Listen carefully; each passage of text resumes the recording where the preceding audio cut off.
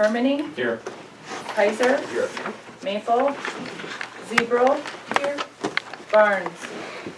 I know he's here. He's coming. Yeah. So all present but Hanson and Maple. Okay. Item 3, Pledge of Allegiance. I pledge allegiance To the flag of the United States of America and to the republic for which it stands, one nation, under God, indivisible, with liberty and justice for all. Item 4, approval of the agenda.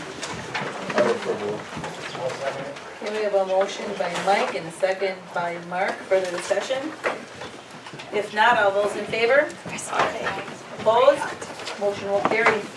Item 5, approval of the minutes from the regular Board of Education meeting June 18th and the special Board of Education School Perception Committee meeting July 1st. Because that was two of us, we can do those separate. So I will need a motion for 5A. I will make a motion for 5. I'll second it. Okay, we have a motion by Kelly and a second by Mike. Any other questions? If not, all those in favor? Aye. Opposed? Motion will carry. And then I will need one for B.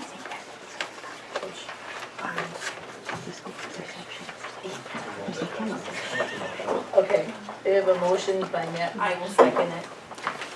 Further discussion? Not all those in favor? Aye. Opposed? Motion will carry. Item 6, public forums. The public forum provides the public with the opportunity to ask questions about or address issues included on the school board meeting agenda. General operating rules of the public forum will be determined by the board president once the number of people wishing to speak is identified on the night of the meeting. Prior to addressing the board, please clearly state your name and address and share with the board what agenda item you are speaking to the board on. Right now, is there anybody in the audience that would like to speak to the board? I will ask again, anybody would like to speak? And a third time. Okay, thank you. We're moving on to item 7. Special presentation. No? We're just not quite ready yet. Give her a minute. Give her a minute. We can go. So, We're ready. We're ready. I can go through that. Are you want to go into B? Sure. All right, I'm just gonna move that just slightly. So discussion, seclusion, and restraint report overview.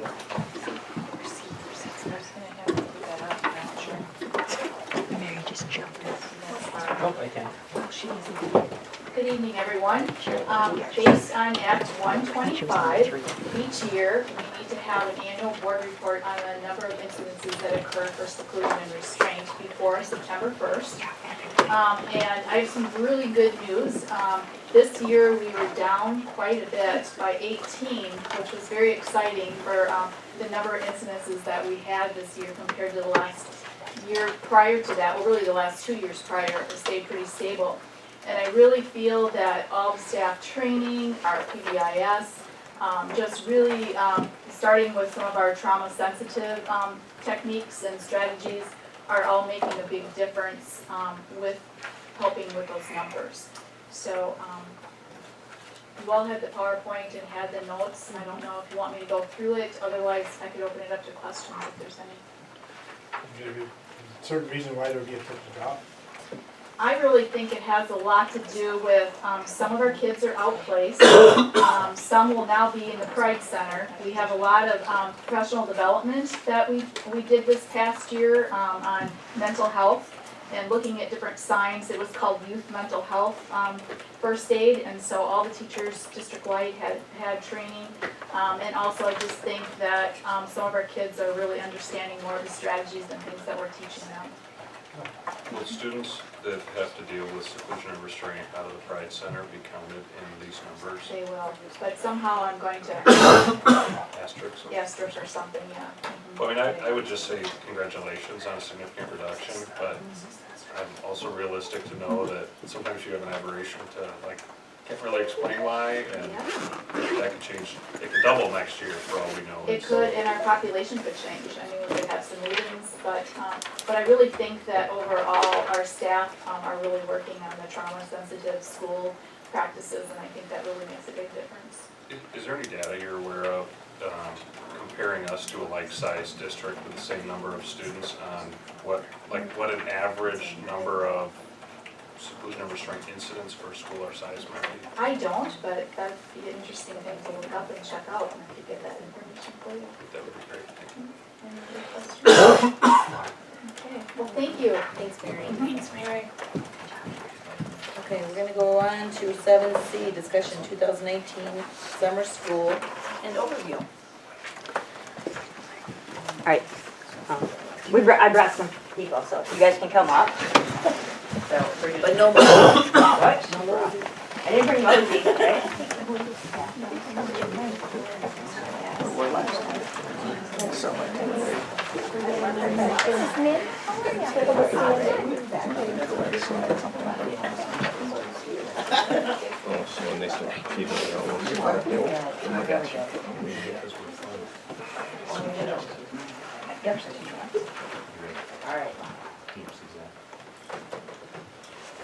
All right, so summer school runs three weeks in June and 3 weeks in July, with some programs running outside of that, but the main part of the program runs during that time. Our mission is to provide academic and enrichment opportunities for students to continue learning throughout the summer. All the pictures in the presentation are from this year. So if you see in the upper right, we got crocheting, which we added this year, which I didn't think would be popular, but we had quite a few kids sign up, and it was very well-received class. We have kids using the clay wheel, and they made pottery using the wheels.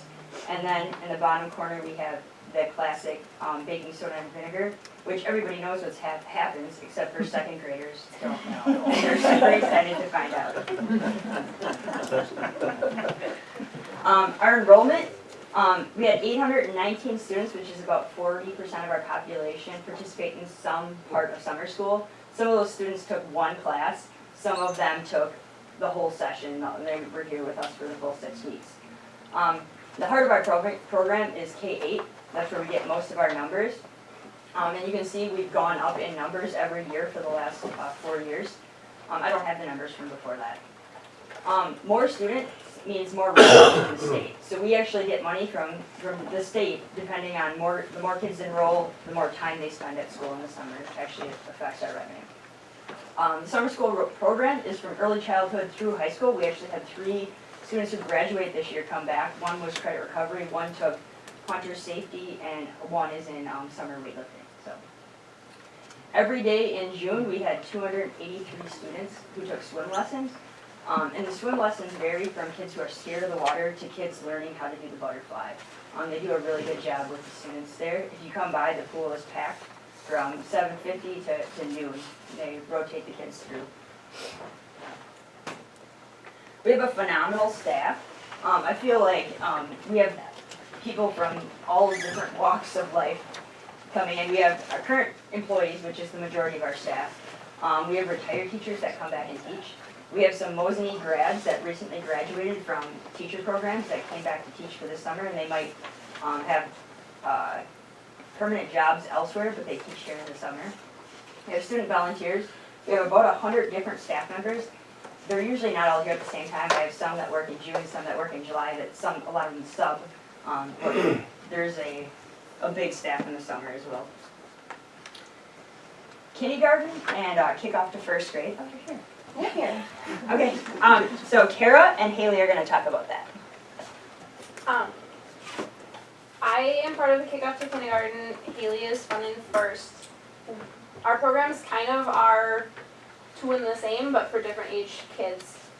They both gear towards kids going into the next grade level, making sure that they transition well, that they know any changes in expectation or meeting new teachers, things like that. At kindergarten, we work really hard on getting the kids to know the expectations, because they all come from different sites, get to meet new friends, a lot of new faces, and help them with the PBIS expectations and getting ready for that first day of school, so it's not quite so scary. They're kind of our leaders come fall, because it's not so new to them, been here, done that type of a feeling. So it really helps them, and it helps the parents too. They understand how drop-off's gonna work, where their kids are gonna go in the morning, where their classroom is when they go during the day. Just help them get really comfortable with that. So Fun in First Grade was brand new this year, and our goal was kind of the same, to just familiarize our kids with the vocabulary, the skills, and the expectations that they'll need going into a first grade. We try to do that in fun and engaging ways, so we're trying to make it as activity-based as possible, to just make for a smooth transition from kindergarten into first grade. One thing that I can say is I've been, tried to be at summer school most mornings, either at the high school or at the elementary. And several of the ladies, all of them, have done just a wonderful job of welcoming students.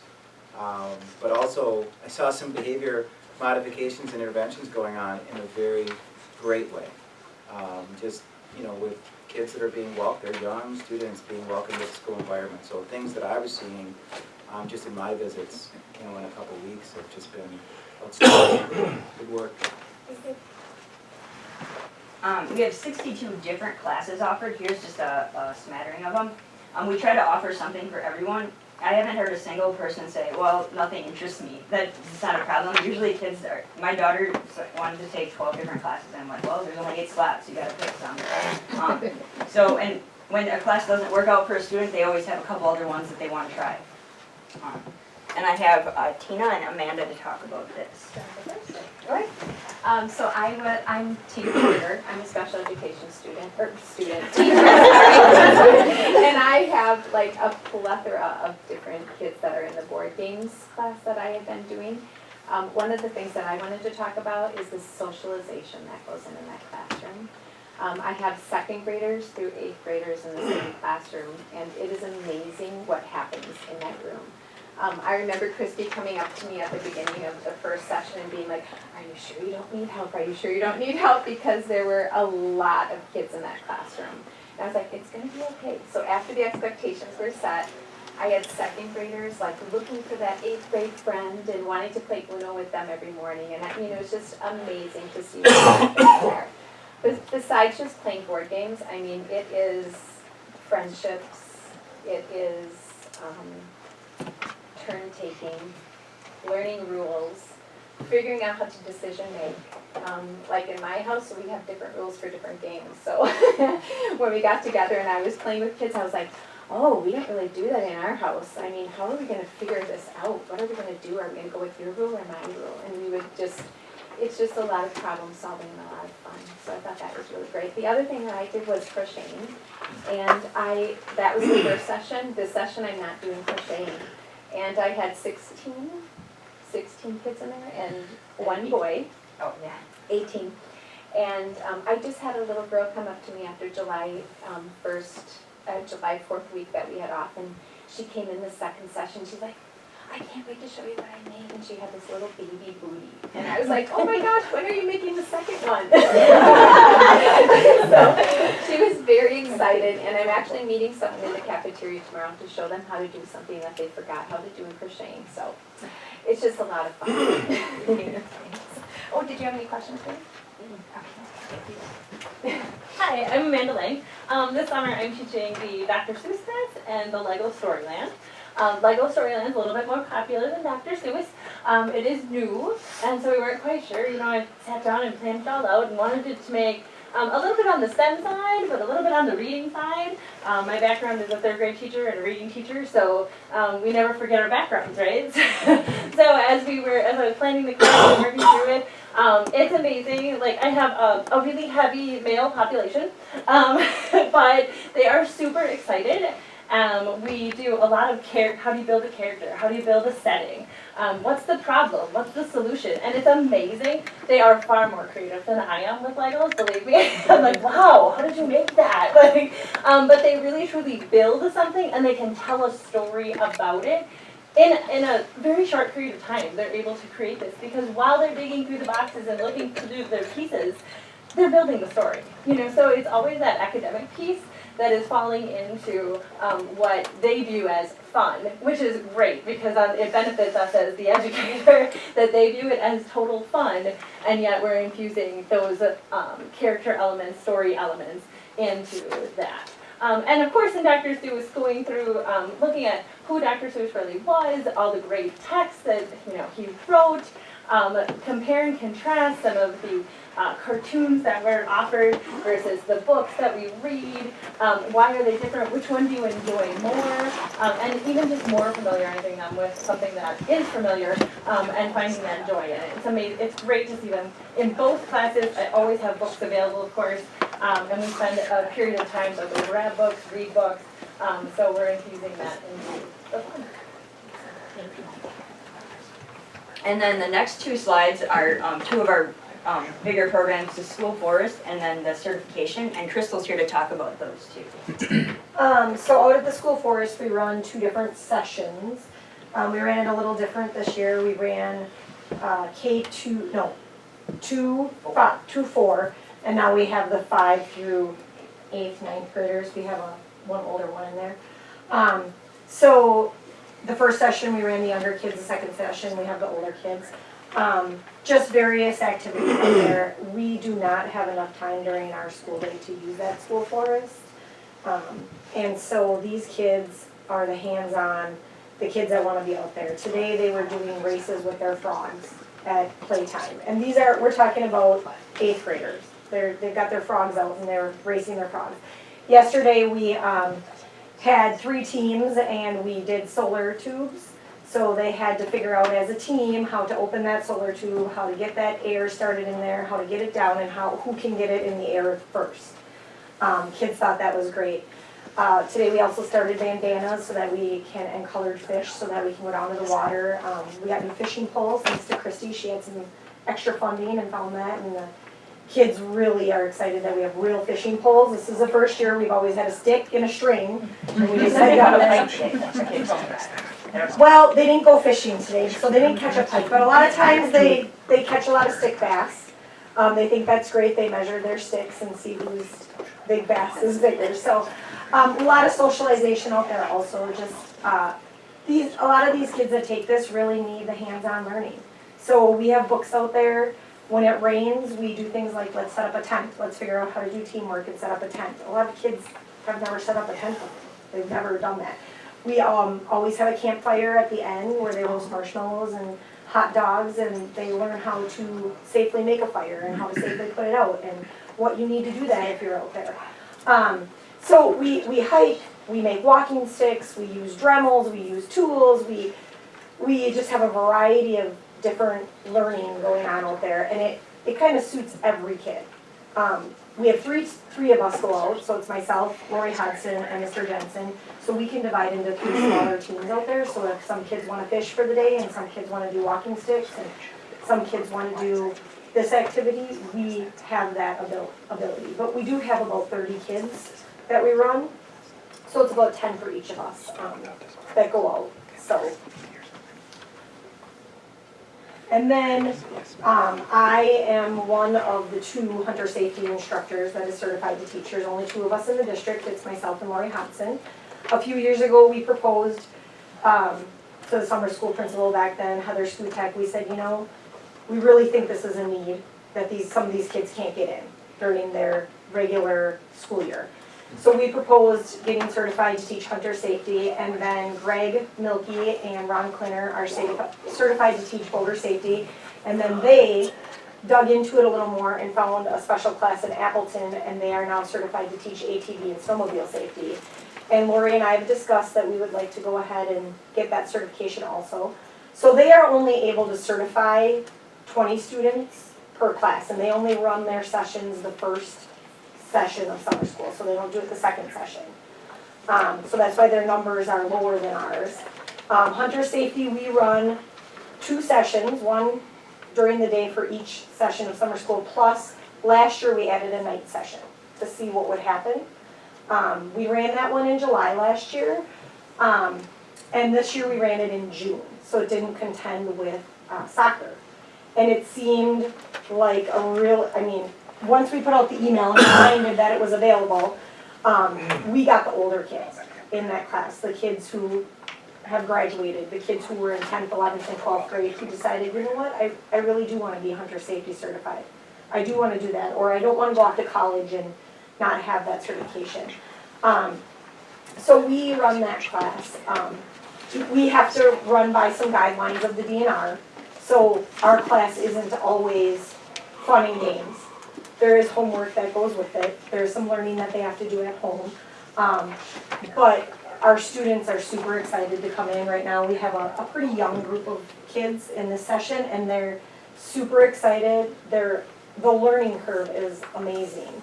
And then at the end, it's a really great feeling when you can take 20 kids and certify them and know that they're safe to go out there and do something that is kind of a dying activity that we see it being rejuvenated. So, and we do have to keep up on our certification. We have to go every 3 years and go to the DNR class and be certified.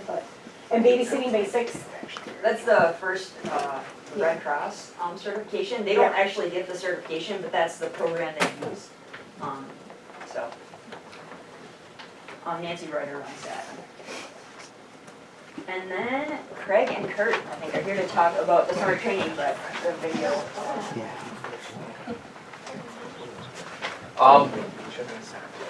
One of the big things that I think with the upper level classes is having the kids come in for summer training.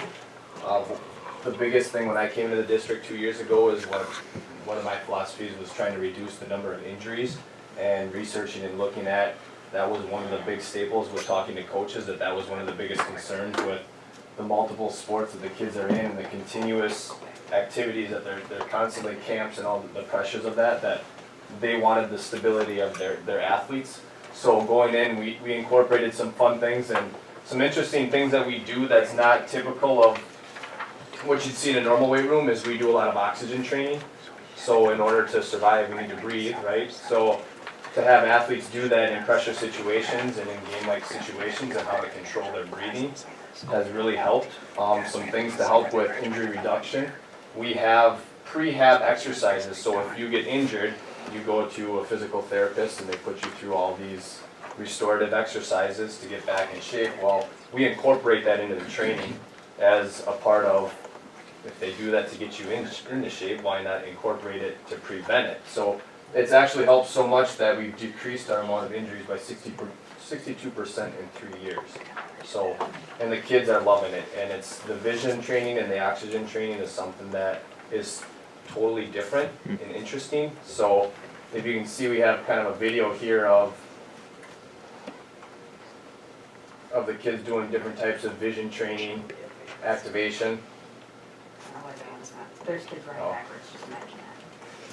When I checked it, the left video worked. Because we discussed with the kids that there's 14 muscles in the eyes, so if we're training muscles, we can't neglect the eyes. But then the other aspect is the speed that Craig's kind of more than. Yeah, well, the part that when Kurt and I started this, we're talking about reduction of injury and doing those kinds of things, and the crazy part that we're seeing is it actually has a trickle down effect to strength. Like our kids, we've been monitoring vertical jumps since 2017, and the average baseline is up 65%. So it's 65% improvement in how high kids can jump. The average strength numbers are up 34%. So like things are going on a rise like crazy, and a huge element that we've incorporated too is just speed. So we have 40 data, 10-yard fly data from 2017 to 18 and 19, and we get to track the kids' times and improvements. And our average athlete, which we had 146 so far this year, come through the door. The average kid can cover a quarter of a yard per second better than they could a year ago. So gains on basketball courts, football fields, hockey rinks, and things are going to be pretty crazy. So like I said, just kind of an all-around growth in our kids' strength and speed. A little testimonial for their program. My son is in speed and agility, had a broken arm, and just got his cast off Friday. Came home yesterday and said, "Mom, I did everything in speed and agility that they wanted me to do with my arm, and I wish I could have that class 4 times in a day." So I was like, and he's just dripping, and he's just soaked, and he's just so happy, so it's pretty awesome. But I feel like some summer programs might be just football players lifting weights, and this is not what it is. No. It's all athletes working on them becoming better physically. Yeah, both of my high school kids are involved. My 9th grader and my 2B 9th grader, my 2B 11th grader. And they have something to compare it to, and they think it's great. Both of them very much like the cardio aspect of it and the diversity of it. So it's different than what they're used to, but they both like it, they come back, definitely worked. Yeah, and I think the greatest thing too is the amount of females that come out during the summer. And I think you hear that a testament from a lot of coaches in female sports is that it's kind of the thing is that females shy away, and they say that those are the athletes that really shine in the season in the injury reduction. And I think because of that, it's kind of been a culture where they share that with the other females, and we're getting huge numbers. And I think to have that community forming is just incredible. What percentage do you say there is matters? I think it's getting to the point where it's pretty dead even. I mean, I think the males have a little bit more, but if you come into that second session, we got 50 athletes there, and it's kind of like a middle school dance. The females will go on one side, the guys go on the other side, and they train. But then when they get together with the weights, they're all doing their weights, and it's tailored. Females have different types of lifting forms than males do, and it's tailored, and everybody's just encouraging each other. So. Yeah, my ninth grader, my daughter is a ninth grader, and she's self-reported. Dad, it's not a thing. That's high school speak for it's a positive. Cool. And then I gave a parent and staff feedback questionnaire, and if you wanted to click on those top two things, you could see it in more detail. But in general, I asked about dates for next summer because our calendar is a little bit different, and I asked about class options. Most parents like it the way it is, and they just want to continue. So there's obviously some tweaks we could improve, but most of the feedback is positive. Did you have any questions? Christy, are these all Mosinee students? Do you have any there from outside the area? We have students, they're all Mosinee school district kids, Okay. but they're not our kids. So we have like kids who go to, they either open and roll out, they're homeschooled, or they're the private school kids in Northern Lutheran. And you can still count those as part of Yep.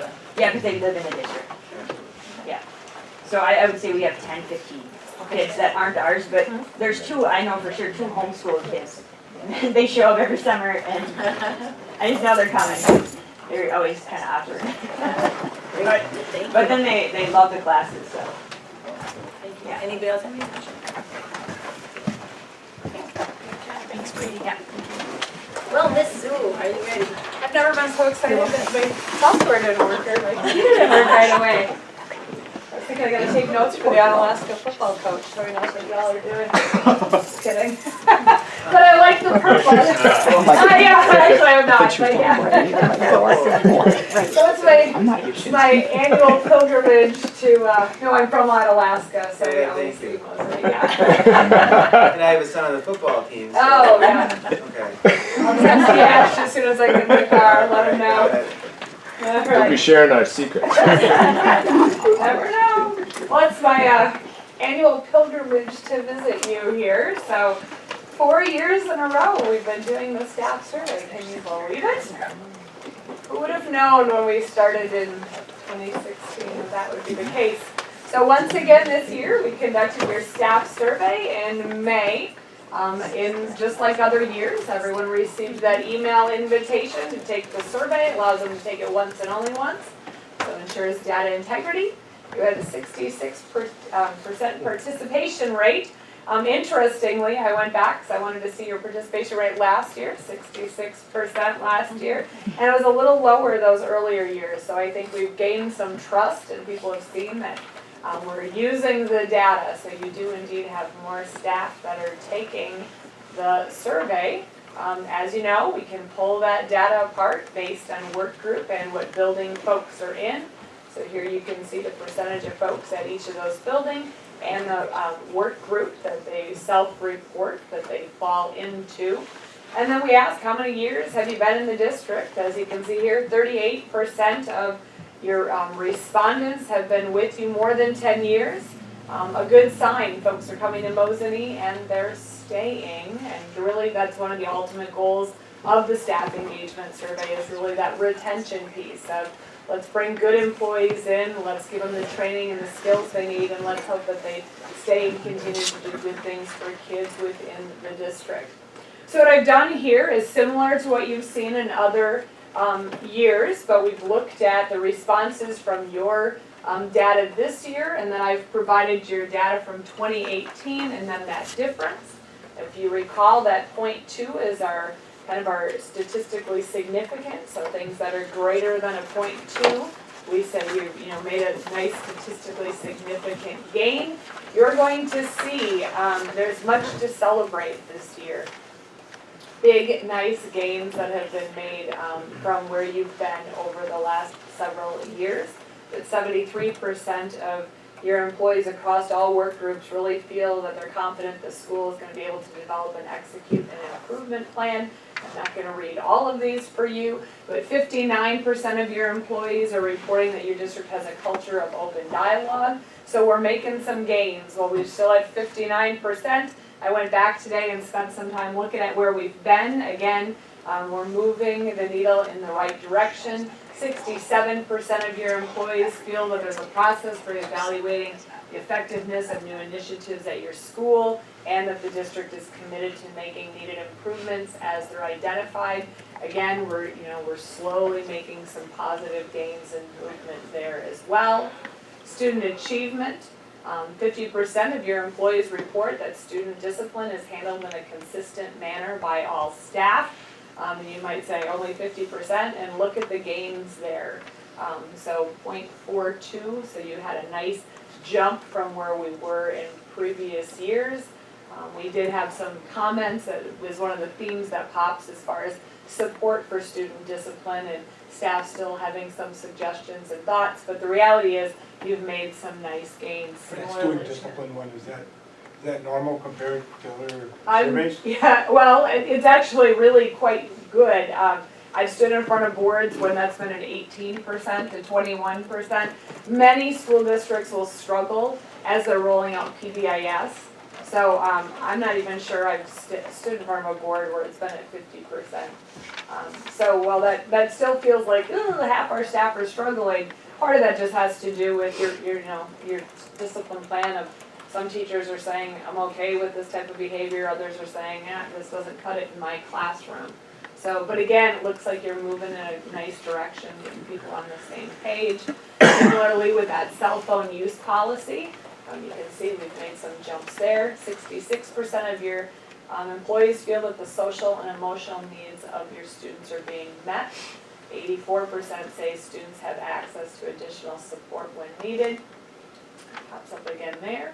73% of your employees say they've been provided with the resources to do the job and meet those targets. So that's just down a little, but really just kind of hanging out where everybody else is.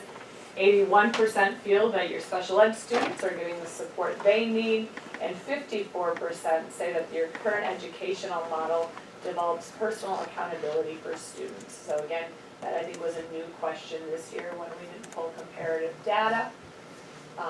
Proud of the district, that was when we saw a nice jump.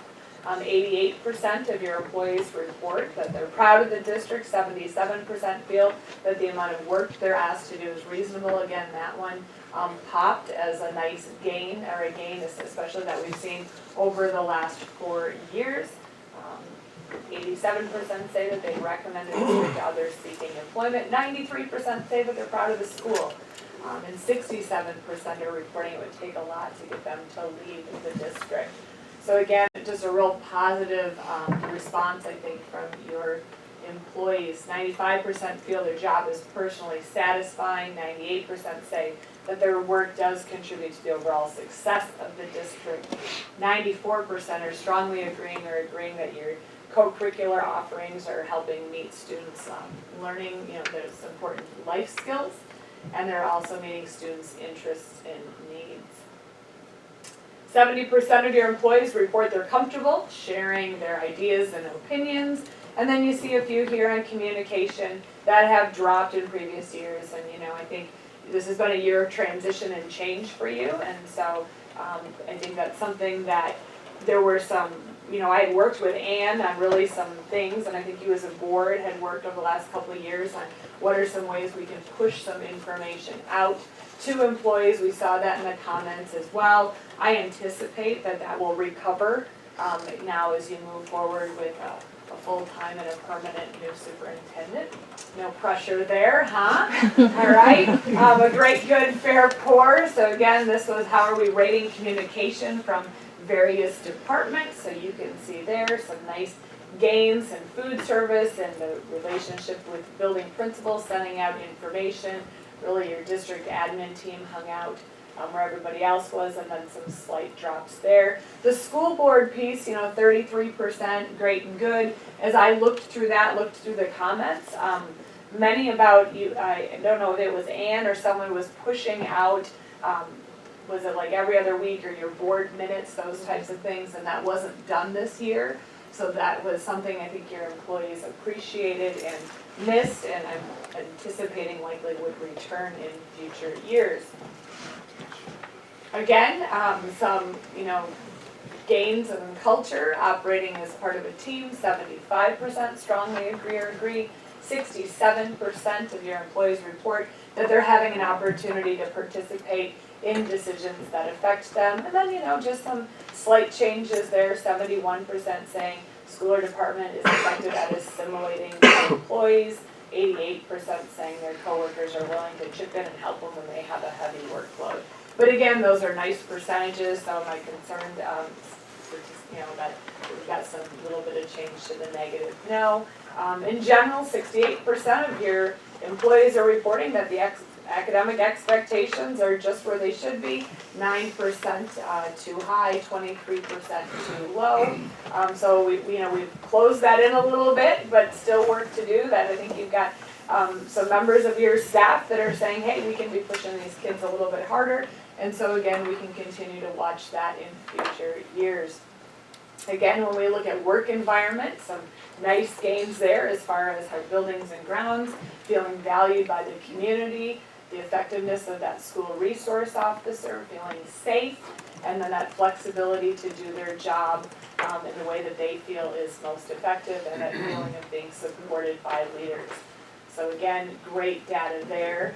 And then in these cases, similarly, some of them we didn't have comparative data, new questions this year, but definitely satisfied with technology and technology support and the materials and training. So again, those really hung out just where they were in previous years, or at least last year. Pace of implementing new initiatives is appropriate, so some nice gains there. Work-life balance, getting enough sleep, and managing your stress. So again, those all real positive. Development and recognition, and most recent performance evaluation was fair. 96% of your employees strongly agreed or agreed with that statement. That's great. 63% are reporting that they received credit and recognition when they do a good job. 78% say that they received meaningful and timely feedback that helps improve their performance. And again, those ones down there at the bottom, just really hanging out where you were last year. Those collaboration days, well organized, so similar to last year, as well as providing opportunities for training and PD.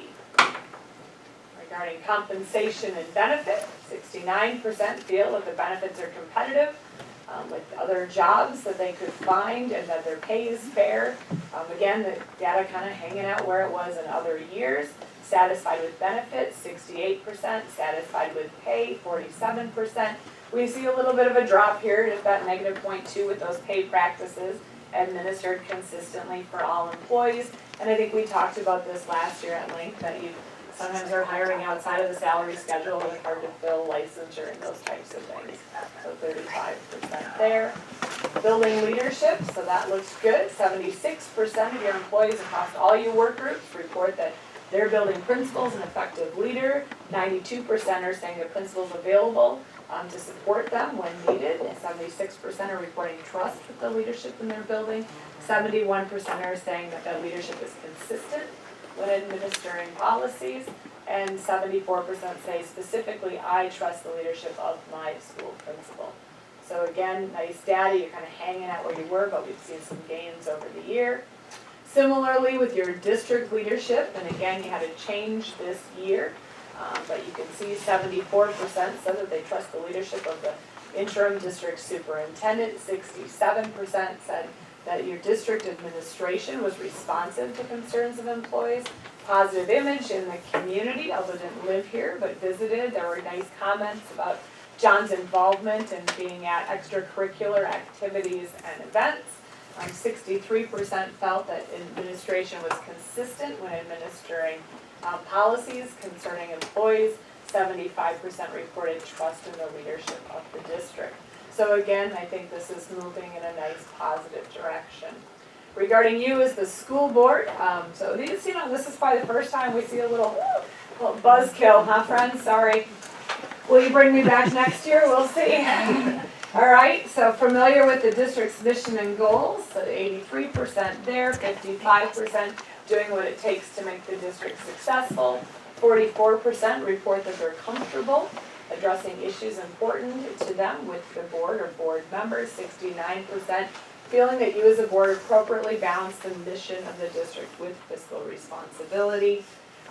And then, down there at the bottom, comfortable presenting a positive image to the community. All right.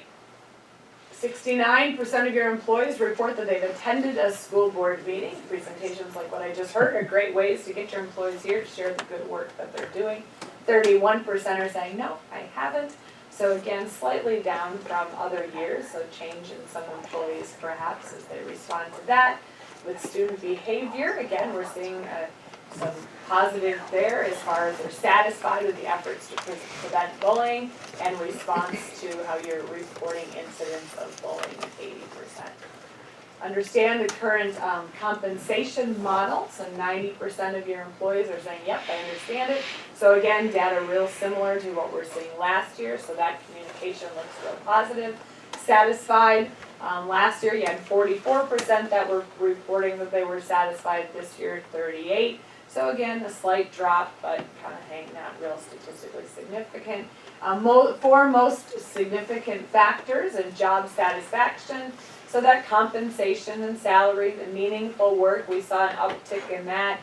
We've seen an uptick in that healthy culture and working conditions and good leadership. Again, we've seen some nice gains in the building principal and district administration over the last few years. And so then you can see the rest of the list there. Overall satisfaction, again, look at some of the growth that we've seen. 65% of your employees do believe that the district supports education. 76% are satisfied with financial management of the district. 90% of your employees are saying, all things considered, this is a good place to work. So some nice gains that you've had there. And then we can see we're similar to where we were other years. So again, what grades would you give us? And then compared to neighboring districts, so in most cases you're pretty consistent there, so that's good. And then as you know, we take that data and we're going to take questions and kind of look from an index standpoint. So we wrap up different questions and really give you an index score in 12 different what we're calling key indexes of employee engagement around education. We did this in Mosinee too, if you recall. Riveting presentation a few years ago, I believe. It was riveting, Thank you. I do recall it. So again, what you can see here is where you were last year from an index standpoint compared to where you are this year. So again, statistically kind of hanging out in many of them. Health, stress management, wellness, a lot of that probably about initiative, how you're assessing initiatives and rolling things out. Workload, so those made some nice gains. And then that drop in communication, which we saw that perhaps with a couple of those lower numbers there. So then I just did a screenshot of where you've been, and I thought I just wanted you to see this. So this is the indexes from the 4 years we've been together. And so you can see that in each case, well, you may have dipped or changed from 2016 to 2019, where you were in 16 compared to where you are now in 19, there's been a gain in each index. So across the board, you can say we're moving in the right direction, that you're building principles, as they've been setting goals really thematically around each of these, it's working.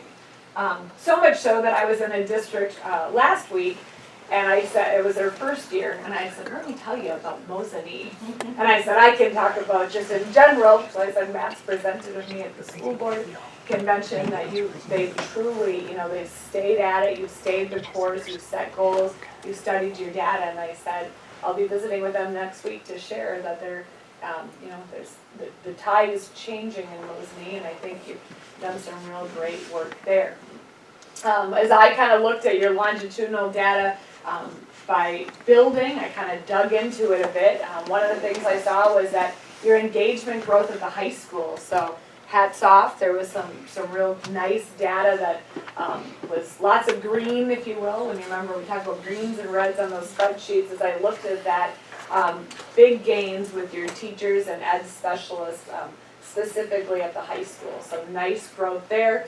And really across the district, as I looked over the last 4 years, these were the questions that popped. So while the data I presented was just from last year to this year, if we were to look across 6 years, which questions did you really have the most growth? You know, that trust in district leadership, trust in their building leadership. It would take a lot to get me to leave the district. There was some big growth there, and that's ultimately our goal, right, with retention. My work I'm asked to do is reasonable, so we're kind of balancing that out. And recommendation, you know, of this district to others seeking employment. And then again, that student discipline piece. Well, again, there's comments on there, and it shows up as a comment theme of, oh, we need some help, but there's been quite a bit of growth. So overall, I'm excited about the growth you've had. I'm excited about the new future and new leadership, and I think good things are happening in your district. So you have much to be proud of. So I'll take a breath and see if you have any questions or comments or thoughts for me. Getting back to the school, Huh? like, getting back to the school, I mean, is that how we compare to others? No, you're a little low, you know, and we've got the comparative data too that I think the committee has, so that was just looking at where you were. You know, I think you've just had some hiccups. You have had some probably contentious conversations sometimes at meetings that people are just, your community and your staff are aware of, and so, you know, now it's, again, we don't know where we're at unless we ask the question. So I think it's you know, there's work to be done there, but I think you're moving in the right direction. So having been part of the committee, got to see comments and assess those. The beauty of the comments and looking at this information is sometimes you don't know what you don't know, and so some of the takeaways for us were, you know, this is my inappropriate joke where I talk, a blind deaf person could see that there was challenges within this board, historically going back over several years with some of the behaviors. I know you've seen some while you're presenting, and that's a terrible image for us as an organization, as a board representing this district. And I will personally apologize to the staff that's in the room that have had to deal with some of that. And I think we're in a much better place as a board today than we were previously. Things we didn't know, and we learned in that to the point you made about communication with the staff, that created a really robust conversation amongst our committee is how do we communicate with the staff to not usurp the authority and the position of administrators, and should the board be doing, and how do we do that? But I will tell you, none of us on the committee knew that an email went out to the staff under Ann's leadership that said, here's what happened at the board meeting.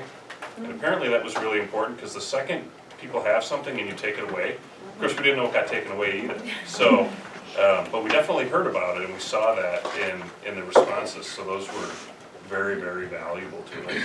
And the benefit to seeing that information is now we can recognize that there are some expectations of our staff on us as a board, and the better we understand that, the more work we can do to try to meet those expectations. I was interested that at the top of the list of job satisfaction from the staff was comp and salary. Now, in most studies that I've seen of this, I'm a member of several things that would lead me to say this comment, it's usually number 8 or 9. Not that it's unimportant. We don't usually go into education to get rich. Right, no, I understand. No, my point is that I think we're probably failing to do a great job in the other areas that would balance that out. It's on page 39. Yep. You know, communication, recognition and development. personal growth. Yes, meaningful work and good leadership, those are usually the ones that are all the way up at the top. Yep. In most of the studies across industries. Mhm. So I think that to me is a challenge that we can absolutely work on so that this becomes more difficult for the staff to prioritize and consider, what are my most important job satisfaction factors? And, to make it more difficult for them to answer it, because we would be doing a better job in the other areas too. Not that we should do a less important area in the comp and salary section of this, but to me, that's important. So to that point, just on the comp, and I thought it was great, we see it like 95% of people understand how they're paid. And then your next slide is, but a significant portion of them don't feel that they're compensated appropriately. How do we compare to other districts from those two measurables? Yeah, and you'll have that on that other spreadsheet that you've got, so that's probably, because again, to look at that by work group is probably the best way to dig into that a bit more. But, a part of that too, I think, could be the piece of, the underlying current of, and people that are frustrated by perhaps hiring people outside of the salary schedule, if you will. So when you see the comments of you're hiring new people that you're bringing them on, and I've been here all these years, I think that gets challenging for people in the industry to swallow. So I think that piece, that's something that they're reflecting on as they. That's got to be an issue across the state. It is, yep, it is. Post-Act 10. Yep, yep. Thank you. And when we met as a committee, I know Jess isn't here, we looked at our goals that we set from last year to this year, and it was difficult because we finally set some goals, we wanted to work on them, and then. We failed. Well, we failed, but it was hard to get going on them because one of the things we want to try to get is groups into the school, to try to dedicate some time. All of us have jobs, we're all working, different hours, you at the mill, the police department. So we want to get to the areas, and we were gonna set up these groups again, but yet then we're told by our legal counsel, watch out, you really don't want to do that. Pick and choose where you're gonna go. So we plan to still try to bring those back and some of the same goals, as well as instead of, hoping the positive image, as you stated earlier, will get better now with some new members and some differences. But one of the things we're looking at is the strategic plan. So we want to keep two of the same goals we had last year and work on them, but it was a transition year for us. Yeah. So. And as a board, I think you celebrate that your buildings have made some huge gains. Yes. Yes. And that sometimes things have to get messy before they get better. And so I think this would kind of be a little bit of a messy year for you. Now you're cleaning up and, I mean, it's hard to look at this data and look at the This is the best data I've gotten to present to you guys in 4 years. But when we look at the measurables about the perception of our school board, they're like failing marks. So as you're reading through that, there's times that I find myself going like, are you kidding me? They want us to do what? And I'm looking for some suggestions from you on a better way for us to communicate reality to. So one of the themes that I saw, that I took away from that was, these school board members need to get in my classroom and see what I'm doing. And sit there for a day.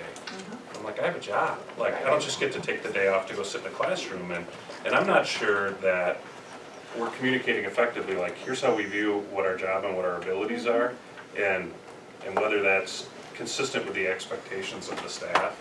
And districts that do that really well, is there something we're missing the boat on? Well, and I think, that'll be part of, I think, your new role and new work with a new district leadership team is just having your staff understand, here's where the school board fits in. And I think I shared, there's boards that will do, in essence, listening sessions, 2 of them or 3 hop into a staff meeting once a year and just tell me the good things happening, share with me, but be at events. But yeah, sitting in a classroom for a day, I'm not sure that's the role of a school board member. I probably learned something. Fourth grade math would be good. But I think the other piece, to just reflect on, people perception of reality of, I heard this happened at a board meeting. So if you have one or two ugly things that have happened at some point this year, those are conversations that get repeated. We don't sit in establishments and say, oh my God, there was this great civil conversation that I heard they had about,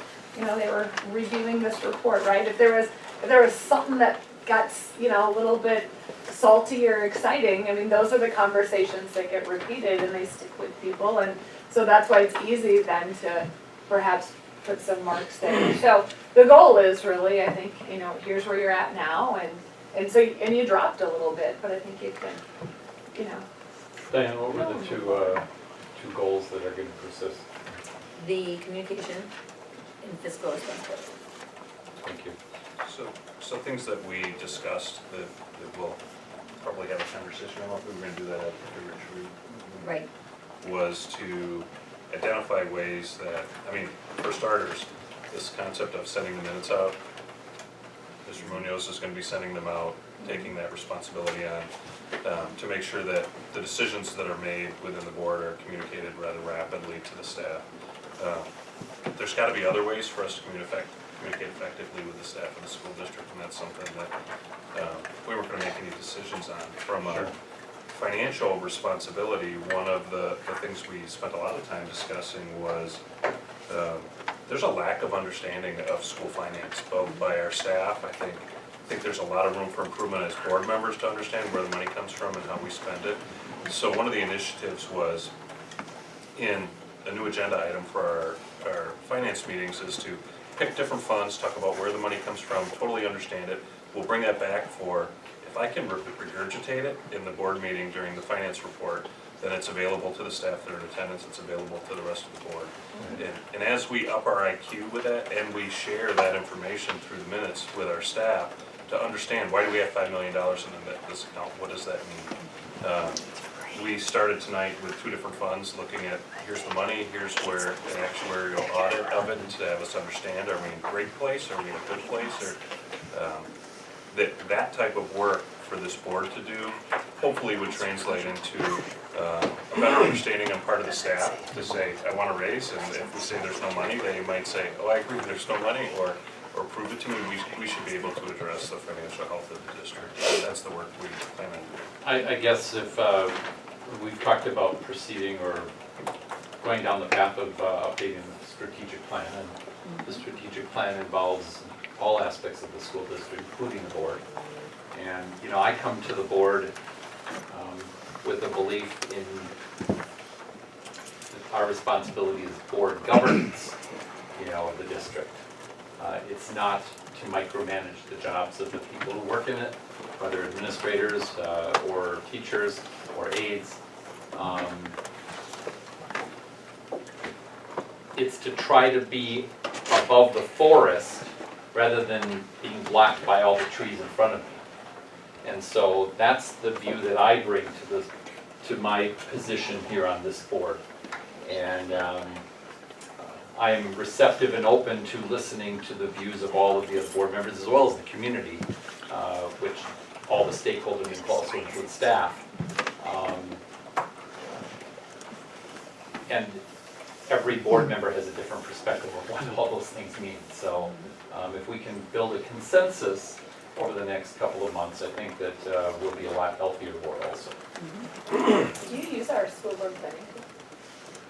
I don't think we did. I don't think it's free. How about that? But that was built in We like partnership. free, by the way. Right, well, here I am. Value. So that was, in many districts, as you just described, it was designed in partnership with WASB, really looking at the framework of school boards. And so it's an assessment tool that you each take, and then what it does is it says, here's where we're aligned, here's where we all think we're on the same page. So you each just get a link, just like your staff survey. All of you take it, and then it is super helpful at this point in your process. So it's something, you can come in and shoot me a note, I can get that out to you, or Shelby from. You're talking about the self-assessment for school boards? Yeah, it's called the school board planning tool.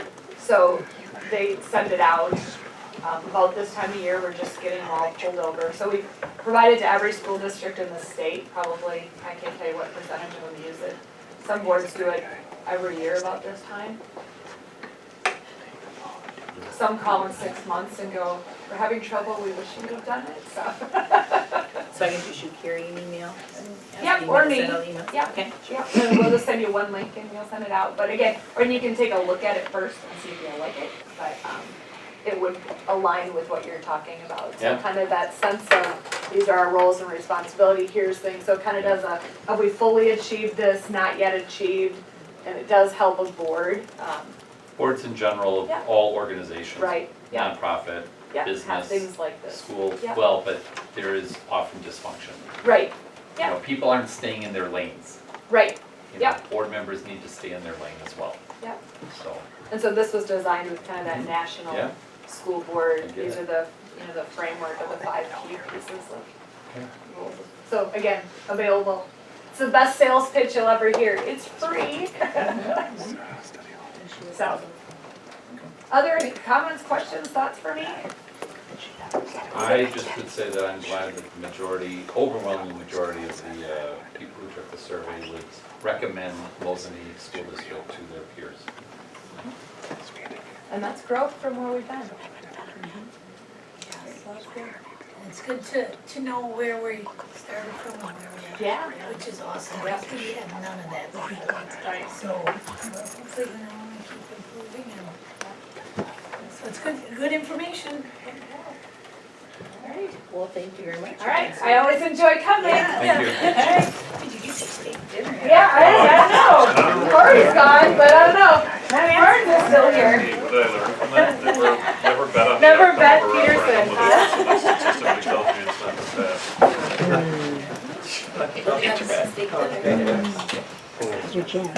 Okay, so moving on to item 8, discussion, school board superintendent communications. Yeah, I put a link in there with a few of the topics that I was just going to bring up. One of them is communication. So emergency and mass communication, I put in there just to note. One of the changes, I've already talked to the administrative team, all the administrators, about my intent to kind of take over any sort of emergency and mass communications. For example, snow days. So snow days, all of that will come directly through me to all teachers, to all parents, to all students. So that'll be centralized just through me. And the administrators to a person, they're all extremely happy about that. I think the staff will be too. Not because anything was done wrong in the past, that's not what I mean, but it's just a consistency. There's gonna be one message about the snow day, it's gonna come from me. If something is wrong, that's me too. So the communication, mass communications, I'll be using a system called School Messenger. I'll be transitioning to Skylert. So Brady's done a great job. They've actually had a great start, so thank you with all the administrative team that I've been working with and all the staff members that I've met. But specifically, the program that I'll be using is called School Messenger. But I know that we're jumping into Skylert. And the detail of that is we'll be able to doing a lot, and parents and community members will be able to decide how they're being communicated with. For example, we'll be able to send a message and a parent who just wants something on their cell phone, right? They'll be able to indicate that, hey, that's the way I want to be communicated with about snow days, that sort of thing. So those sort of opt-ins, those are coming. That's something that Brady's been working on. I very much appreciated it. And I've been working with these mass communication systems. We use the same ones in my previous district, so I'm very familiar with them and the systems and in terms of how they work. The next thing, I won't jump into detail, go ahead, yes. What happens when you're unavailable? And I know you're gonna be very available, and Right. you are, but if you're not available and there does need to be emergency communication, is there a backup plan that you have for that? Yep, and then we're working on, actually that will be our next agenda item for, I meet weekly with the administrators here at the Boulevard that we're working on, we talked about this morning, a flow chart of responsibility. So if I'm not available, this sort of thing will happen. So if, then, in that case, but I will be. Great, thank you. I'm an early riser anyway, so I'm fine with snow day calls, yeah. Would it be possible, or is it inappropriate? I'd rather hear from the school district when those things happen rather than parents. In other words, I'd like to be on the distribution list of cancellations and things like that. Oh, yeah. Yeah, Is that a problem? Not at all? No, not at all. Okay. I'll be copied. You don't have a concern about that? Not at all. Okay. Not at all, no, no, not at all. Okay. I'll make sure to tie the school board in on any call like that, or in emergency communications as well. Brady and I have been working on the setup to make it as smooth as possible in terms of my action steps, to get something out. I'd say within, 2 to 3 minutes, I have big fingers, I'd be able to punch you and get a message to all families. And that's included a verbal message too, if they choose to have the voice message. So those sorts of things, that'll be a change, that there'll be a centralized communication, which I think is important. But also to speak to the point that came up in the survey, the school perception survey with respect to the board and pushing things out, I will start that tomorrow with communication to the staff. So that'll restart tomorrow. My brief overview with some highlights from the board to the staff, along with, introductions of me and all these sorts of things. So that'll be tomorrow. Wanted to wait to this board, but I'll be pushing that out after this meeting. Okay. I know we've talked about this, and during one of our events this last year, you weren't here, I understand you type as fast as you can, but not only do I want to hear about it as a school board member, but like speed is of the essence when there's a school safety concern. And I know the last one, like my kids called me from the classroom. I know they're not supposed to be using the phones and they should be punished. But when parents are learning from their kids about fear in the school that someone's going to come shoot them in the school, and that communication, that like we've lost the battle in the communication if the kids are contacting their parents and are providing information to them before the school can give legit confirmed information out. So that's actually point 3, administrative safety meeting. We had a safety meeting where we did jump into that incident command protocols and who's going to be responding to whom, the police chief in town, depending on the incident. So we had a very good start. Brady was heading up that meeting. All the administrators were there, and part of it is we were trying to rework that structure, that communication structure about I'll be communicating this out.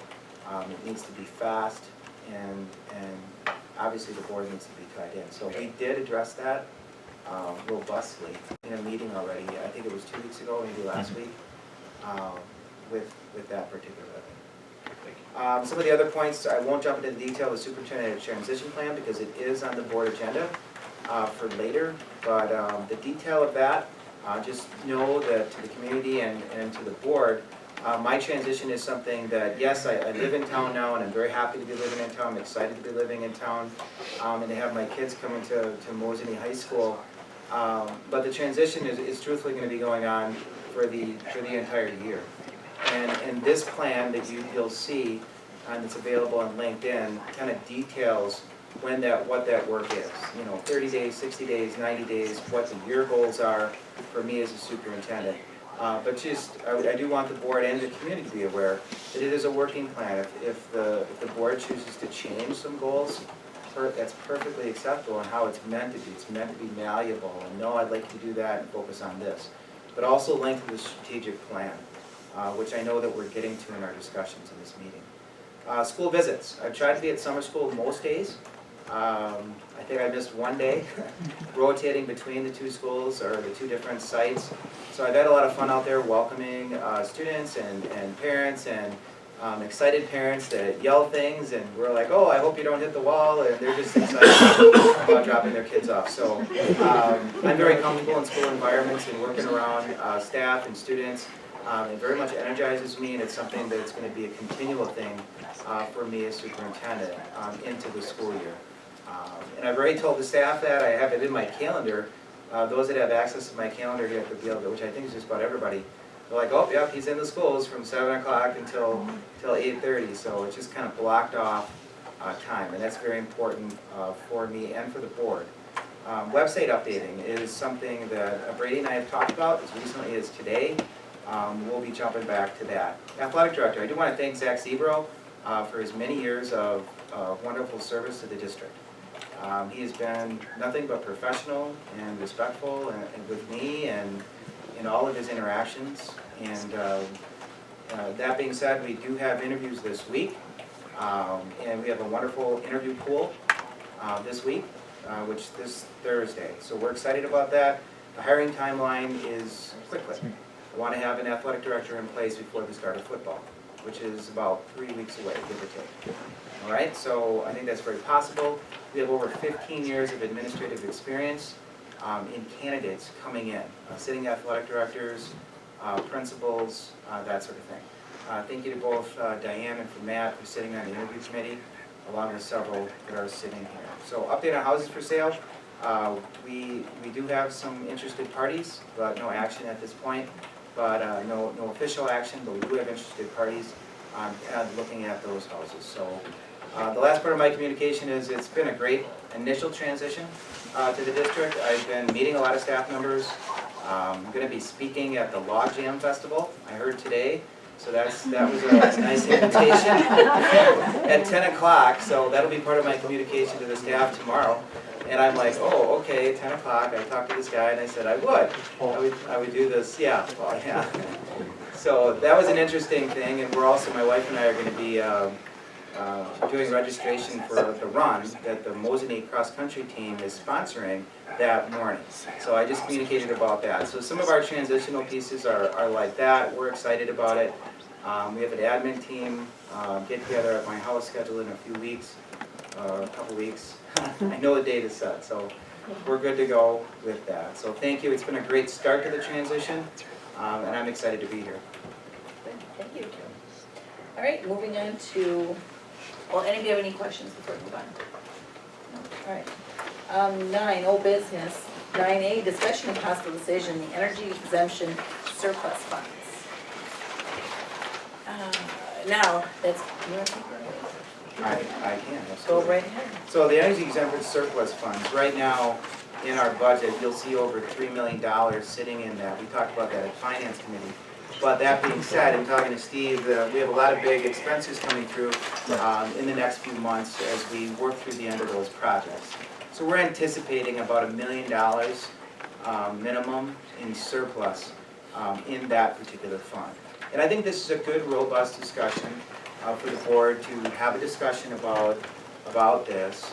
But also, are we going to move forward with projects that are definitely needs, in my estimation, and not wants, to use the remaining funds or some of the remaining funds for needs around the district. That Steve and I, we've spent a good portion of a morning touring a lot of different parts of the district.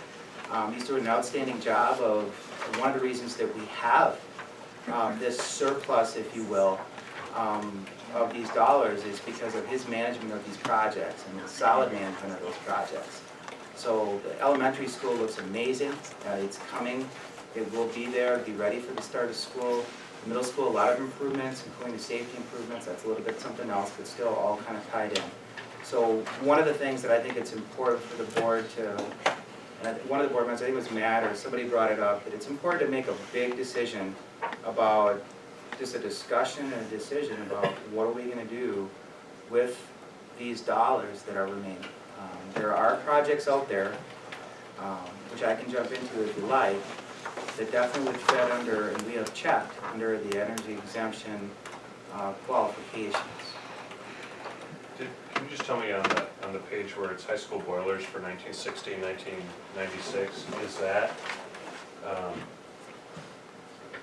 $1 million, and here are the projects that could come out of that $1 million, or is the $237,000 already spoken for out of the three?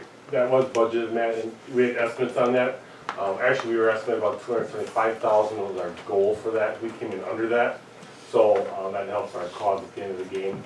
But those projects, that contract is let. The one that's out on the street right now is the pool mechanic room, electrical upgrades. That could not be done last year. That is engineered and is up for bid. We'll have a number back on that in probably about 3 weeks. So those are things that are already approved by you folks to roll forward with. The greenhouse course is on the docket, the school forest stuff is on the docket, and other things that we put a list together that would fall into the realm that would qualify for the use of that money. So my question though is, as I start to think about numbers, Sure. if the things that are already approved here, like the $237,000, so do we have No, $750,000 no, to spend? no, so no, that money's already been budgeted in the Okay. process. So I would tell you, with that contract already being let and set out in place, my goal by the time we're done with August, September, I'm hoping to have 1.1 million done in the game when we're done. And that money is not spoken for, to answer your question. So you'll have that dollar amount in front of you. You can determine at that point what you want to do with the excess.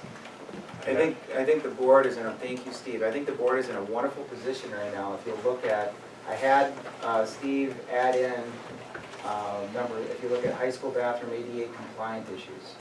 Now, in my walk around, you know, having been through construction projects before, looking at the bathrooms, we can fit that under energy exemption money, but also, you know, move the high school into an environment where all the bathrooms are handicap accessible.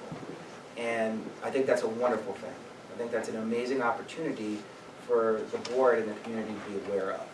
That sort of thing, and we double checked, you know, in terms of my initial walk around, that sort of thing could be done once we have these sorts of decisions made, these big level decisions. Are we gonna move forward? Instead of jumping into that next point. But that's one thing that, when I look at, I see that, I saw it right away. I mean, Steve could tell you, I've been talking about it for a couple weeks now. Oh, he's probably saying, is Winnie's gonna talk about the ADA compliance and the bathrooms at the high school? And I'm sure Nate's like, I hope he doesn't bring it up again. I'm gonna bring it up again and again. I see that as a big need that fits because of how much money you can save. And I actually didn't believe it until I went through construction myself in my previous district. That flushes that you save, the amount you save per flush once that's metered and done in the new, you know, the plumbing ways, the same thing with hand washing and things like that. The amount of dollars that you can save is why it's fitting under those energy exemption dollars. So I think it's an opportunity for the board to be aware of. That's one. That's something that sticks out to me as an opportunity that sticks out to me. When some of these projects came to the finance committee, we tabled any decision on those because we had already discussed as a board, and therefore with the community, that is this the totality of projects? And at that point in time, the answer was yes. That's the totality of the projects that we have available that meet these needs. I'm not debating whether these fit, I'm sure they do. And our plan was, if they're surplus dollars, I think as a group, the 5 of us, we were committed to paying down that debt, because this is money that has to be paid back. So before making any decisions on to spend any of that $1 million, we felt it was relevant to, as a group, we need to make a decision. Do we want to spend all of the $1 million? Because there's $1 million worth of projects that I'm sure you can come up with. Like, yeah, the needs are right, vast. So outweigh it's $1 million bucks. Correct. So or pick what you'd like to do. If you do we pay down the debt, or do we meet somewhere in the middle with those dollars? And that's what I think we have to decide before we cherry pick any individual projects out of it. At least that's my thought on it. Well, so Diane, do you want to, like Matt says, start right from the beginning and say, totally, should we go for a vote, totally give it all back? Well, that was where we kind of left it. Right, and then once we have that vote, then we can go from there. Correct. Because we're gonna have to have a starting point. Right. Because as you go, like Steve said, there's other things. Well, right, so if we wanna pay it back, there's no discussion. Well, as I look at these lists, I'm not in favor of paying it all back and asking for forgiveness and maybe get recalled. I know it's not Merrill, but at the end of the day, I look at some of these projects and their wants, and some of these projects are needs, in my opinion, for this district. And I don't have any problem spending the money that we have available on needs. I think the challenge that would face us, if everyone's in agreement, and I don't know that you are, is determining, making sure that we're in agreement that something's a want and not a need, or a need and not a want. I don't know how you want to move forward with getting a decision on that. Just want to put some information for the board. There are financial implications that right now it's extremely low interest, you know, in terms of the energy exemption money. So that's something to be aware of. Things are going to be more expensive in the future than they are now in terms of building. It's something that Steve and I have talked about with Nexus and some of the contractors when we were developing and redeveloping this list. So there's also, you know, a little bit of a porpoising effect. The school finance piece, you know, we don't have Michelle here today, but that's something we can address in a few weeks. About mill rates and, you know, keeping a steady rate. There's a benefit to that. There's a benefit to maintaining a steady rate, especially with debt falling off in 2026, which would be a big year for the district in the future. As you look financial forecasts in the future, we have big debt falling off in 2026, which also will present an opportunity, but that's a ways off. So just, there are some financial implications just to be aware of. Do I see needs on this list? I do. I see needs that I personally would prioritize the bathrooms as an extreme need. And exhaust fans, you know, but bathrooms is number one. Like lock it in and say, all right, what does that cost to get that done? And to get it done and knock it out of the park. And that's a need. I think it's unquestionably a need in my opinion. I think, and that's also Steve's opinion in my discussion with Steve, that it's both of our opinions that is an absolute need. The numbers on the left are prioritization numbers, is that what they are? The numbers on the far left. I would not put it in that signal. I really wouldn't. I mean, basically, we generated a list that they kind of fell through, so I would not determine 6 being more important than 7. No, these are just items that come up that fall in the realm that we have opportunity to put money against if we choose to do so. So that's not a prioritized list. I mean, that's why I think Dave's point talking about the restrooms.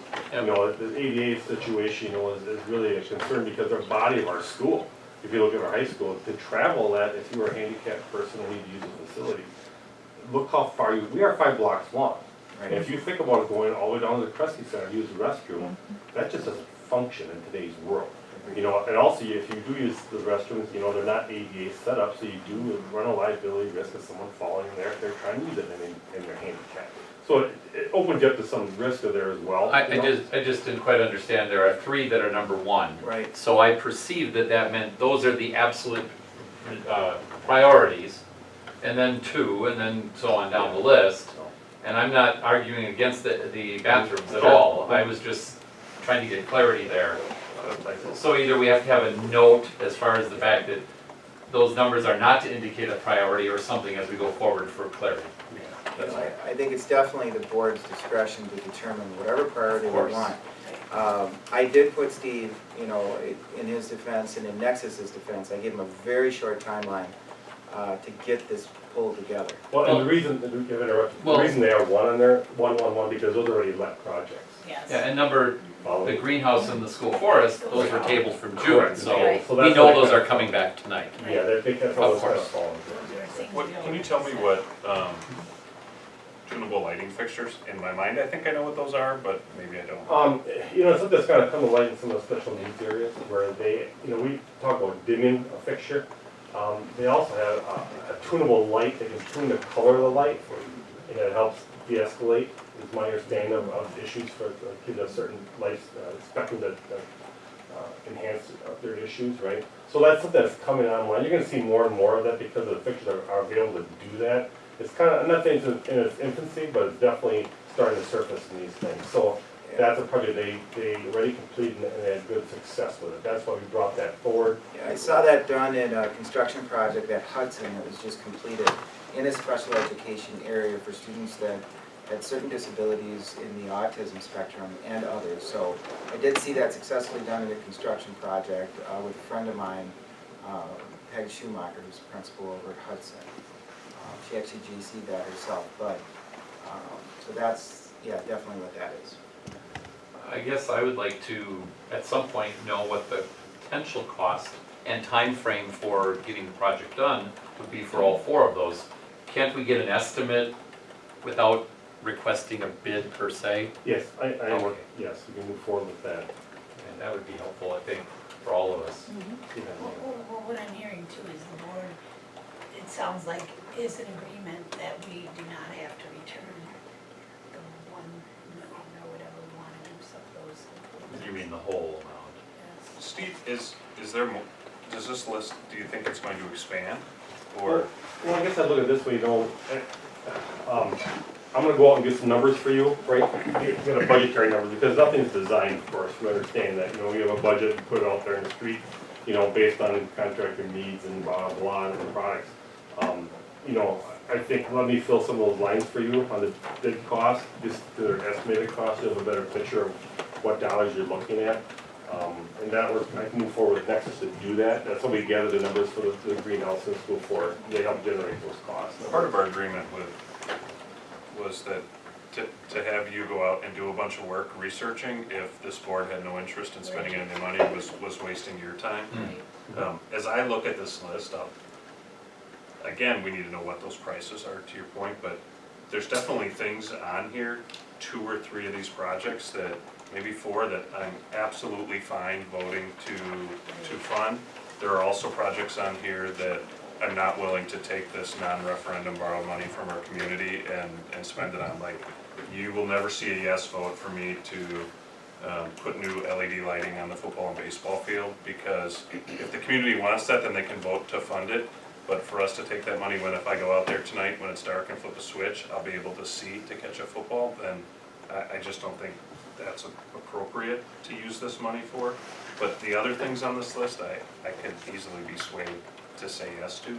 And I don't know if we need a motion here. Are you looking for something to be able to move forward, or is our board's? I think my recommendation would be that, I mean, the next 2 items on the agenda are specific, A and B under old business, are specifically related to energy exemption dollars. So if there was a way to table things, we'll need a month. I mean, the next board meeting, we can bring it to finance and bring it to the meeting, the detail that you're looking for. In other words, I think that's enough time, Steve, right, to get together. Yeah, it really is gonna be some estimates with through Nexus. We talked about this, right, so I told him, you know, we'll need to have some numbers for a solid grasp. But also just always remember too, part of this whole process for me, when I work in these environments, I haven't discussed this issue, that's the school burden, you know, cost. So there's sampling has to be done, you know, it's easy to say I can just tear this apart. I gotta be careful how I say what we're gonna tear apart, because I don't know what kind of mortar's behind the tile and this and that. So, and there's always piping, we had a lot of asbestos. I can tell you last year, you know, we had $82,000 worth of asbestos abatement in the last retrofit, because there's so much of it. And that's just piping stuff, this is not talking about flooring, this is really basically all the piping stuff. So when you walk into a restroom group, know you have a major set of plumbing walls that are gonna have to get cut open and have to be reworked. That's just part of the project, but it does add a lot of cost to it. But, and we try to incorporate those estimates, Matthew, to put you on a line that I think is where we're going to be. That's why I would never want to run over my limit of what we're getting into, because once I cut walls apart and floors apart, you know, that's a whole unknown, and I will not stand here and tell you, I can tell you what that is, because that'd be ludicrous. And Steve is so dialed in with, we've talked in detail about friable and non-friable asbestos, and those that have been in building projects, I mean, the non-friable asbestos, that's fine, it's perfectly legal, as long as it's not broken out. There's no harm or risk to anybody. But if something is friable, you have to test it, you have to look at it, and essentially, the quick way to understand that, if there's a tile broken out, something from the 50s, that doesn't mean that it's friable, but you have to test to see if it is. And that's what Steve is talking about, is digging into the detail of that is important.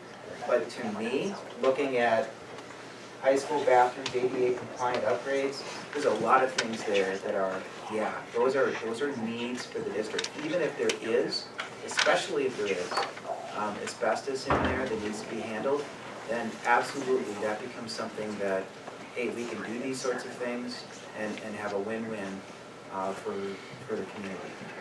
I'd like to piggyback one more thing, and just, not that you could bathrooms enough, but just to understand the fact that, you know, that is 1960, 1965, it's 50 plus years of wear on that piping carriers.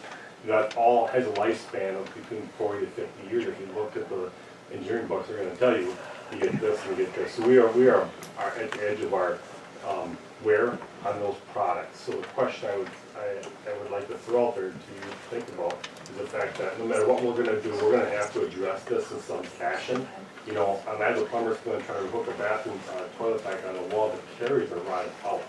You know, nothing to bolt onto, so I started busting those walls out and jumping into that game a little bit to get the stuff back on. You'll see some toilets that are like a stainless steel plate, that's because I had to cut the wall apart to get it back on. That's kind of where you fall. So, you know, whether you go to referendum, 5 thing, whatever that happens, that's not helping your timeline for that product. I can't help you from that point on. We kind of had our use out of that. That's where I told Dave, I said, from my opinion, in doing that work for you, I know what that means. Eventually, I can't really help you unless I start downing those areas, and I gotta cut the walls apart. That's a huge cost. And what I don't want to get into is onesies, twosies, threesies. Because onesies, twosies, threesies cost me what a bathroom group costs at a certain point, right? And I have to down it. So those are just things that you look at from a cost standpoint of actually fighting that project. You know, just know and understand if you're gonna walk into that, you're gonna walk into it fully, redo it, put it to bed for another 40, 50 years. You don't want to go back in there when you do it. It costs you a fortune. So at different times, we had issues with, at least in the high school, with sewer backup and them really struggling to clean some of those issues out. And we looked at maybe canceling school a day because it wouldn't be appropriate to send our kids to that. Do those issues for the next 30, 40, 50 years get resolved with, because this reads, you know, high school bathroom ADA compliance upgrades, that could mean many different things. If we're gonna do that, like my position would be, let's fix all those issues that have 50-year-old lifespan pipes that are 60 years old, like now's the time to do it. Is that your vision? Partly, you know, some of the problems we had backing up, we basically mitigated that with the science wing. Because on the back of the science wing, I ran a brand new sewer line across the back of the parking lot tied into the pumping station. So the stuff that was backing up in the 96 and 65 section, I basically cut its throat and said, put it to bed, good night. We're gonna go a different manner, which has resolved that problem. But when we start looking at the bathroom groups, how that building is plumbed is that the majority of the sewer lines run through the center of the hallways. It's heavy duty cast, okay? We ran some cameras to look at some of the things. And that'd be one piece of the puzzle. When we walk into this, I will have cameras run down those lines. So if my connection point is good to my main, because it was pitched well, okay? So if my water didn't lay, the parts that have problems with it pitched fell. When the pitch falls, the lines are sitting in water all the time. It just eats your life expectancy. And Steve and I have jumped into the detail of a lot of this, and some of it is, for example, the locker rooms. Like the locker rooms, now, in full disclosure, that does not fit under energy exemption dollars, okay? And the locker rooms for the boys and the girls at the high school specifically. So it doesn't fit under that. We're not talking about energy exemption dollars at this point. But that's linked to the same plumbing. So we've talked about it in this realm that there's other issues there, though, that to me are a need, but don't have, I want to be clear, they don't have to do with energy exemption money. What the need is, they need to be the same size, right? That they need to be, the girls and guys' locker rooms need to be identical, brick to brick. I've done building projects and I know where the codes are at. They need to be identical. And you know, but that doesn't fit under anything. We would not be touching the locker rooms. It would just be the bathroom groups off the main corridors where the public can, because that is would be under using energy it. exemption, yes. And with that, it sounds like with anybody who's done any remodeling and that's gonna come close probably to the million. I just need a lot of it up. There, you know, there's some ways to handle it. I've been in situations where they actually if the tile is solid and I don't have asbestos behind it, they've actually recoated the tile over the top of it. That's a cost savings measure, as long as those walls are solid and can do some of that. But, you know, to be honest with you guys, we're gonna have to bid it and see what it comes out to be, and be open-minded, because if you open it up, you might find more than you expected. And I would like to have money at the end of the line, say that we have to cover the full cost. Once you start, we can't stop. Right. You know, and no contractor's gonna give me a golden number on that ticket, because they know that they can't see behind the wall. We need to be collaborating with the city at all. I mean, obviously, some of the construction projects in and around and under the school have been much more recent than this, but a lot of the sewer lines under the city are an average age of 90-plus years old. And there hasn't been the set-aside money. It's gonna, someday, the piper's gonna have to get paid. And probably the last heavy-duty investment of piping would have been under, during the Kresge Center. The great thing about that was actually we're PVC in that area, so we have a long life expectancy Wonderful. on that, yeah. What I'm talking to get into is actually old Schedule 8 cast. Yeah. You know, that's an animal of its own, just understand when you get into that. I mean, anything is doable, and I won't say it's not all the time, but I just want to make sure that you understand that it's a big ticket item, but, you know, that's in your bucket to decide, so I'll leave it at that. Thank you. So, thinking you wanna wait till, or you have a meeting coming up in 2 weeks? Well, I mean, my concern is that some of these things, or at least in conversations Steve and I've had, is like, some of these things could be put, the decision doesn't have to be made today, like we could do the school forest project next year without, you know, suffering terrible consequences from that. However, if the greenhouse were to be done, you need to know lickety split, or it's not getting done before next year, so. You know, there's an exigency component to some of these decisions, and I don't claim to know the answer to which ones are. Obviously, we have to get prices on some of those things, but I don't know, do you want to speak to that? Like, I see you nodding in the affirmative, Oh, like that's the case. yeah, exactly right. I mean, trying to get those contractors to do that outside work, like the greenhouse, I have to get on their list, or I'm not gonna get them. Because, you know, they have to get done and they can't do it in the winter time, of course. So, we would like to be able to recoup the energy savings of that structure. You know, we own it, it's built prior to '96, you know, so, you know, the Lexan that's on there is definitely yellowing and brittle. It's an issue that's gonna be addressed somewhere. It's nice to me, in opinion, that it falls in as energy exemption, because there is a huge energy savings for that structure. That's why it sits on your docket, basically.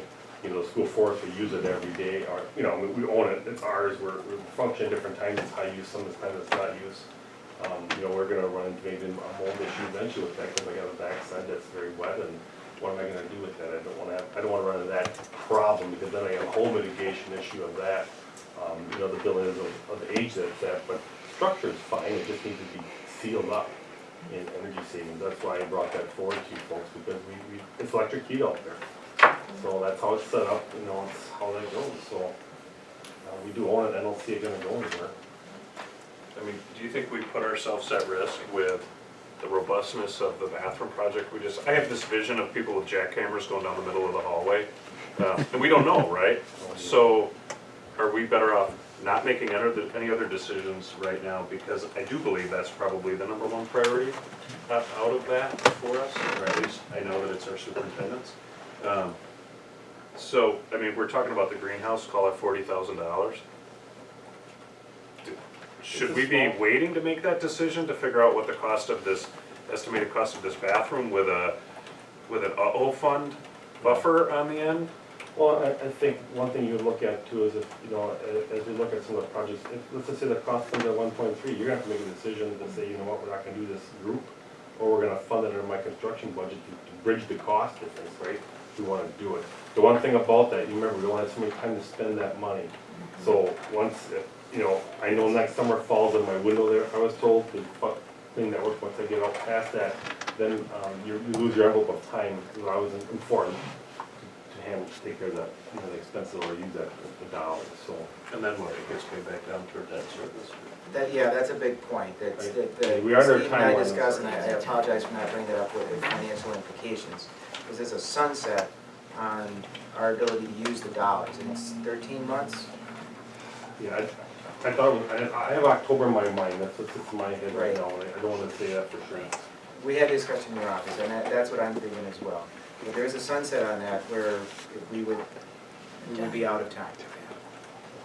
So there's a window. So we have our budget meeting coming up.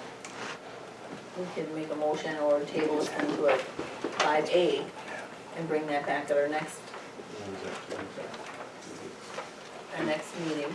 Decide how we're, because by then Steve should have some estimates. I'm hoping, I mean, Okay. everybody's But so at least busy right kind of a now. ballpark idea. Yeah, and one thing is too, there's some asbestos testing that will help me see what's in that wall, and at least I have a better feel for that before I open it up. I would make the motion then to table, speak intelligently, table item 9B, discussion and possible decision approval of greenhouse retrofit and school force building updates, and ask that it be placed on the agenda for our budget. What are you doing with A and A right Oh, sorry, I thought we moved past now? A. I did. Well, I don't think there's a decision to be made unless you think there needs to be a motion that we're open to spending that money. Well, that's what I'm saying, we can move that back to the budget meeting as well, and bring it back to see, we'll have ideas for estimates at that time, and how we wanna spend it, or not, we can just place this whole thing back on that meeting night. Or you can make the decision for 5B tonight as well.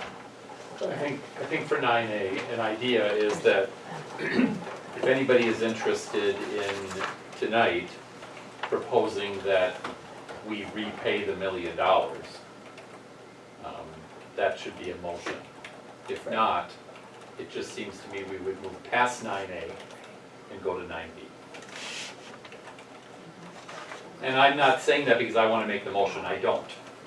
I would vote against it, but I'm just saying, I think that's the appropriate next step for 9A at least. Right. Agree. So hearing none, we would go to 9B, I guess. Right? Yeah, 9B. Can we just move right along, skip 9A completely? Well, yeah, we're done with I don't think we need to Okay. table it. We don't have to do anything It with says it? possible decision. Right, So there was no discussable motion. and possible decision, but no Okay. motion. All right. And under 9B, I would make a motion to table 9B and request it be placed on the agenda and at our budget meeting in approximately 2 weeks. Got it. Okay, so we have a motion by Nazar, a second? And a second by Kelly. Further discussion? Yes, I would argue against approving the motion. I think that we need to, I think that we should move forward with this particular project. So if we come to a vote, I'll be voting no. Further discussion? I as well, I feel that our taxes come out of one pocket, it don't matter whether it's out of this pocket or that pocket. They fall. I'll be voting no as well. Can I, just so I understand where you're coming from, Kevin, you're in favor of funding the greenhouse and the school forest? Yes, I mean, I think this topic has been on both of the last 2 monthly agendas. I think we wanted to, we tabled it certainly in June. My perception is when we tabled it in June, it was for that last piece of information that Brent was able to get for us that's in our notes tonight. So I would be voting, I would prefer that we approve those 2 spending items. Do you have any concerns about the total value of those 2 concerns? I mean, that's the unknown for me, is balancing against the priority of that list and where they fall on that list, or are you feeling comfortable? Well, I mean, I'm not exactly, no one would describe me as a big spender, but I guess my feeling is that given the ample use of those facilities for our classroom needs and the large number of students who use it during the school year, I think that it's a good value. I wouldn't expect, certainly this would not be an ongoing every year expenditure, but I think it's an appropriate amount of money to spend for an investment to retain those properties going forward. I would see that we could get a good number of years out of it. And that's the way it was presented at the last couple of meetings. Is that fair? That's fair. Okay. Thank you. So that would be my perspective on it. Further discussion? If not, 'cause this could be tricky, Amy, would you just do a roll call? Sure. Okay, let's roll call. To table it to the next meeting, which should be coming 13 up. days from now. Correct. Yes. Okay, Barnes, Yes. Bauman, Yes. Lewis, No. Gorman, No. Hermany, No. Kaiser, No. Zebro. Yes. 3 yes, 4 no. Okay, motion fails. I'd like to make a motion to approve the retrofit purchase for the greenhouse and the school forest building updates I'll second that. at a cost of $38,000 Here it is, $38,291 for the greenhouse and $20,790 for the school forest siding installation replacement project. We have a motion by Kevin and a second by Mark. Further discussion? Is there a reason we can't separate those two items and vote on the greenhouse and then vote on the school forest building? Because there was a motion. I would be willing to, if Mark is, be willing to offer it as a friendly amendment to separate it and just have the greenhouse first, and then I'll come back with the school forest lighting project second. That would give people an opportunity to vote individually on that. Okay, Amy, can you, is that okay, Mark?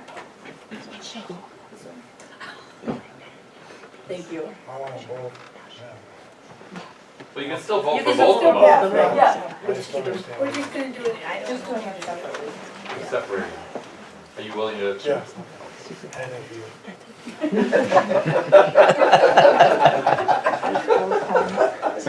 Well, because the motion maker under Robert's rules has to agree to amend the motion, that's all. So, Okay, so Amy, would you read both of those out? Robert's rules thing. We'll do roll call both, please. Sure. For sure. So the first one is for the greenhouse. To approve. Yes. To approve. Bad. Bauman, Yes.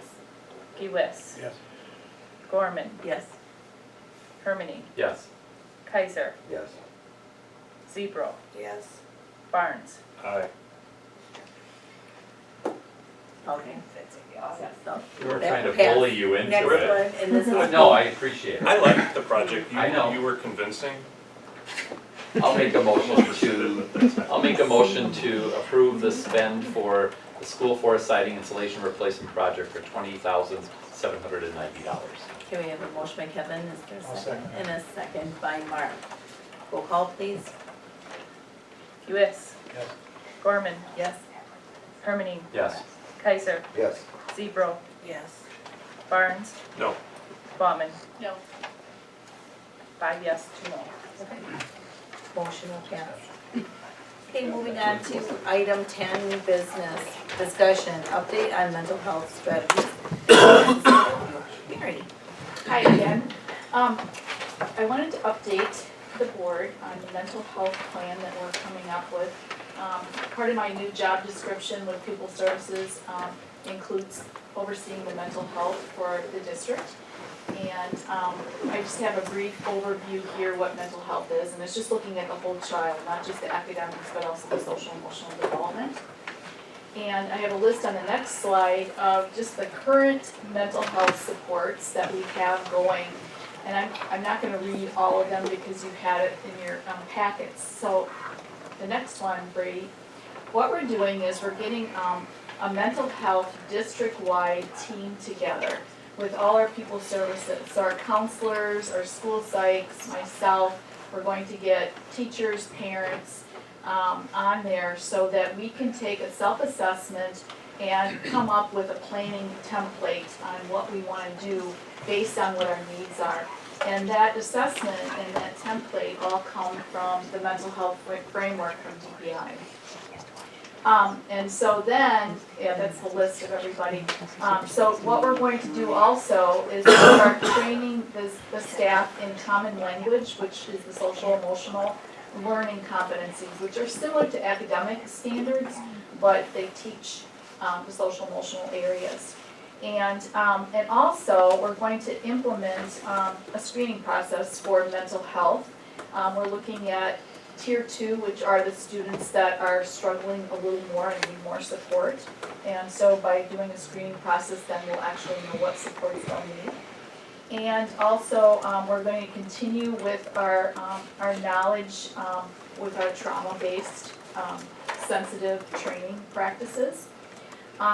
District-wide team is going to meet monthly, and after we have the needs assessment, we've started coming up with a 2-year plan, setting goals for what we want to accomplish, and then after we have our goals, who's going to help accomplish those. So we've started a Google Doc working on that. Another area that we're trying to do is have more of a multi-tier system, so where we put our positive behavioral interventions, the PBIS, we have mental health, we have academics, all in the one process, so that you can look at the whole child and not just bits and pieces here and there. And also, along with the social emotional competencies, having toolkits, second step toolkits to help the kids, grades pre-K through 8, have a common language and understand character ed and different things that go along with mental health.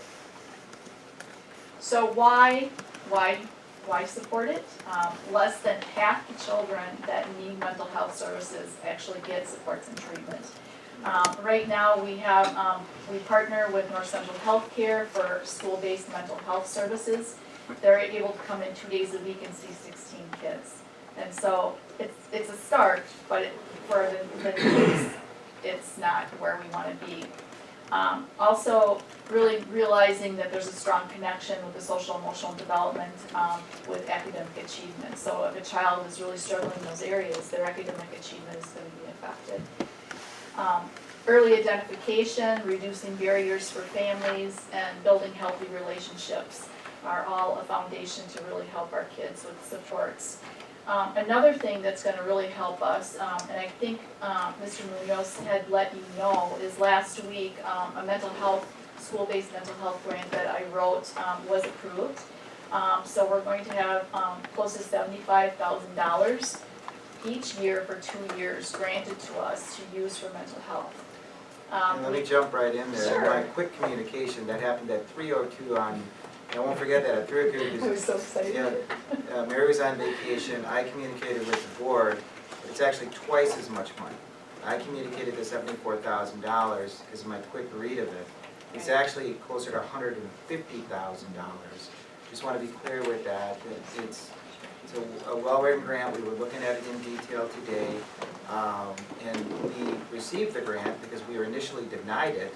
But when the budget was finalized at the state level, I received an email indicating that we were in fact, because of the new budget and expanded dollars, were granted close to the $150,000 in 2 years.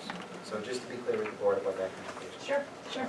So there's 4 areas in the grant, which I'll just briefly tell you. We can hire someone to help oversee the grant, a behavioral interventionist. We have $50,000 each year to be able to do that. It helps us with purchasing our toolkits for our students. It will help have collaboration so we can pay our North Central Healthcare counselor to come to our mental health meetings and meetings on students that they see, so that we can have more of a streamlined process instead of just, emailing and not being able to meet with them. We have to pay them, so that was in the grant. And also we have students that have counseling appointments other than here in the district, and they cannot get to appointments. And so some of the money is going to be like an Abby van, where they would take these kids up to their appointments or down to their appointments, wherever they are, to make sure that they get to those mental health appointments. Just one point of clarification, then we'll get to Matt's question. Is it's $50,000 a year in salary. Right. So $50,000 a year that's allotted specifically for salary in those grant dollars. So that'll be an important point as we roll the next board meeting in the future board meetings. And that person can help with staff trainings, they can help with teaching, different counseling types of things for the students in mental health areas. They can make sure there's fidelity, there's some surveys and some data keeping that needs to go along with the grant, so they would oversee all those things. We're part of the consortium, correct? We are. So, are the students that need Abby van and transport, are they students where the services they're receiving are not part of the consortium Right. and won't come to the school? Right, because right now we can only, we only have a consortium person in our district 2 days a week, district-wide, and they can only see 16 kids. So, my struggle with that, when I look at the totality of our budget, and I have a pretty robust understanding, I think, of the needs of kids in the school for mental health. Sure. I'll just come back to, do we need mental health therapists that this district hires to put in the school to provide these services to kids on site in the school? We pay for it, we don't have to bill for it, it's something we provide them so that these kids, I look at the total cost of that, and I think it pales in comparison to the amount of time you spend dealing with these kids. And I know the kids that are getting the help perform better in the classroom, and there's a ripple effect, and they don't end up in jail, which is much more expensive than providing them mental health care as a society. So I'm just wondering, like, your thoughts on, like, this is great, I think Right. this is worth celebrating. Right. There's some districts that have Just gone like, what that about the way. kids that need the help? Are we still, like, missing the boat on this, or? It might be something that we wanna look at down the road. I think we're headed in the right direction by actually having, breaking down the barriers for some families. But that's why we wanna start doing like more of a screening process and a referral process and really getting into making sure we're not missing kids. But I know what you're saying. There's some districts that do have on-site counselors.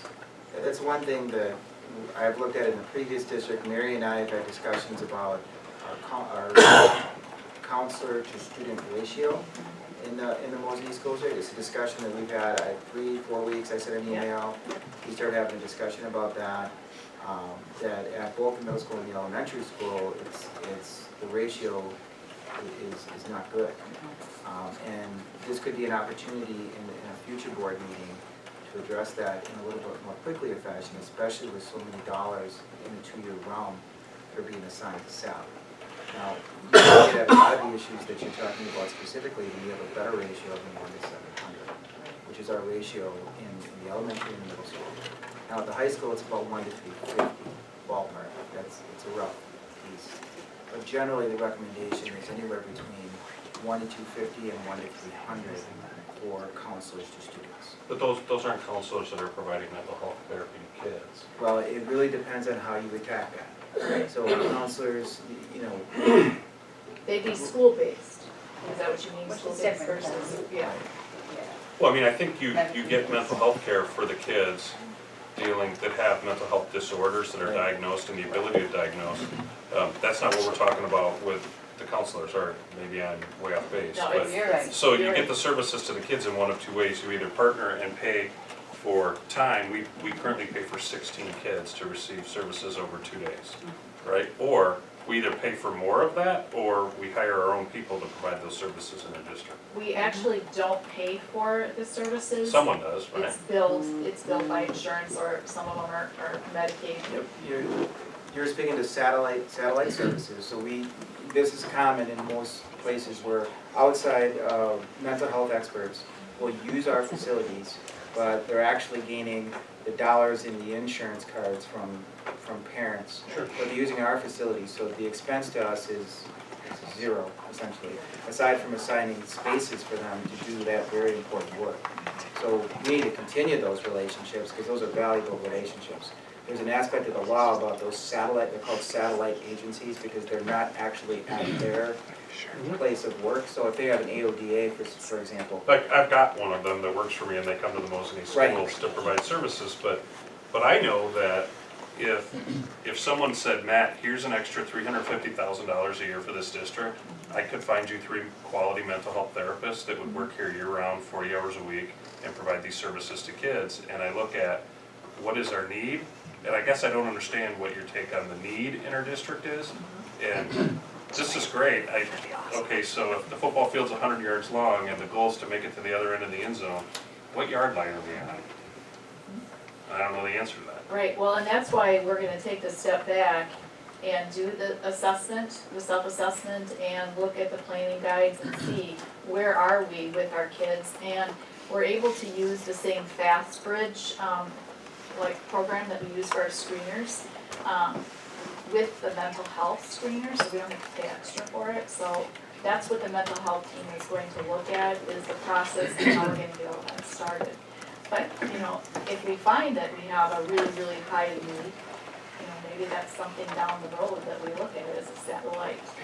But I feel like we're not maybe at that point yet, that we need to see where we're at. But Dave is right, where we have very, very high ratios compared to a lot of other districts. And That's something for future board agenda, to work up comparables for you with that. Yep. And look at recommendations. I know that counselors can help alleviate concerns that would go to that level. And that's sometimes why those recommendations are as they are, you know. Now, do most districts do 1 to 250? No, they settle anywhere from 1 to, in full disclosure, they do like 1 to 300, one counselor to 300 students. And you see that, you see anywhere from 1 to 250 to 1 to 350, but not 1 to 700. Well, Because there's gonna be a lack of ability to get to some of the lower level concerns that lead to the larger concerns that I think that you're definitely talking about. and if you can lay down the foundation for all these little kids coming through, hopefully with the universal language and all the supports that they're going to get from our pupil services providers, our school counselors and our pupil service, whether it's school psychs or teachers teach it, we're hoping when we build that strong foundation that less kids are going to need services. Kevin?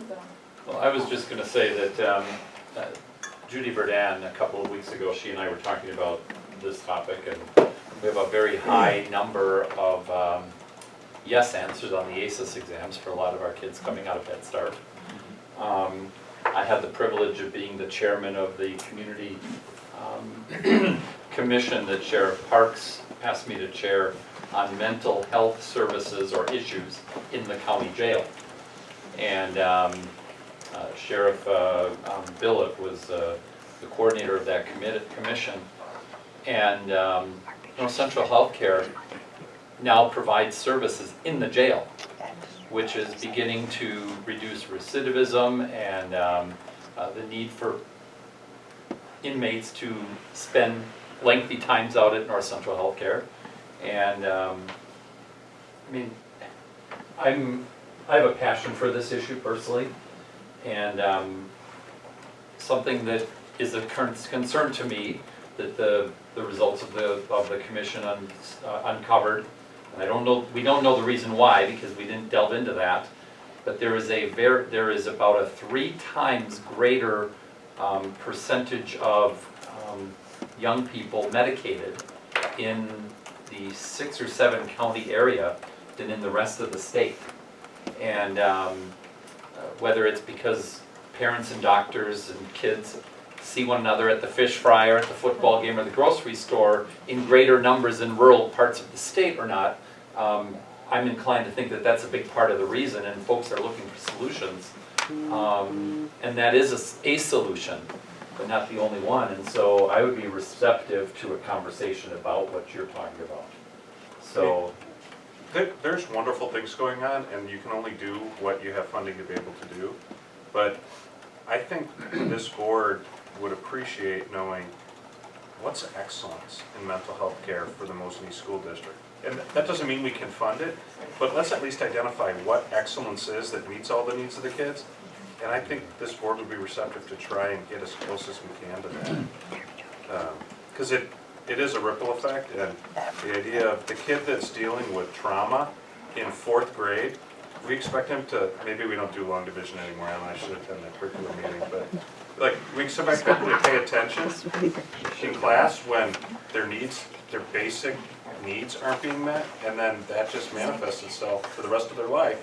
You can talk to all these inmates and say, when did your life start going downhill? And for most of them, it wasn't as an adult. It was as a kid when they were in the school, and that the opportunity existed to do a course correction for them. So it was missed in some cases, in most cases. Well, and that's why the trauma-sensitive practices and some of the other trainings that we've been doing with the staff are all giving the teachers tools along with the toolkits to be able to really help these kids at earlier ages.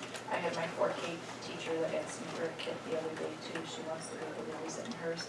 And I know our early childhood teachers are using it, so. When are you planning to do this needs assessment? Is it a year-long process, or is it something you think will be done by Thanksgiving? Oh, yeah, we're setting different timelines when we write our plan, and so definitely this fall we would like to do it. See, I kind of think that this is, although not a huge component of it, it's something that would go along with our strategic plan. absolutely. You know, so if we're going to be delving into that, the more data we have in this area, the more valuable it'll be for us to incorporate it.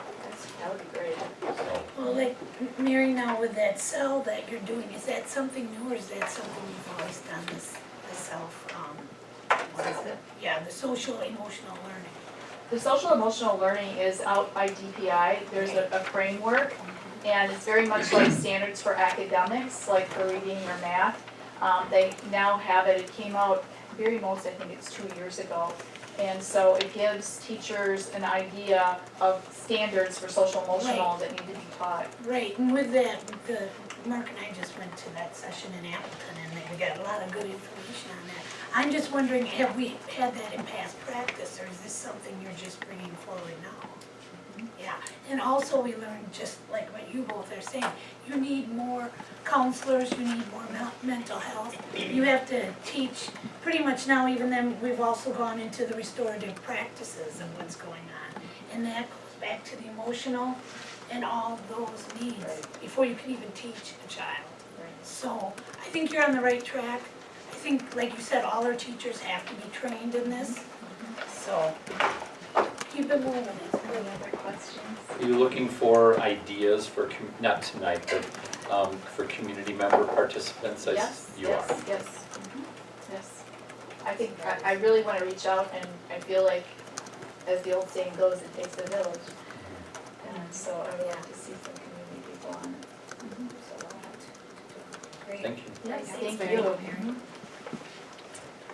Item 10B, discussion and possible decision, approval of the annual meeting agenda, which you guys all have in your packet.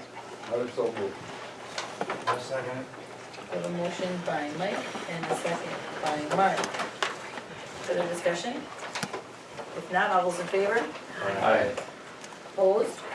Motion will carry.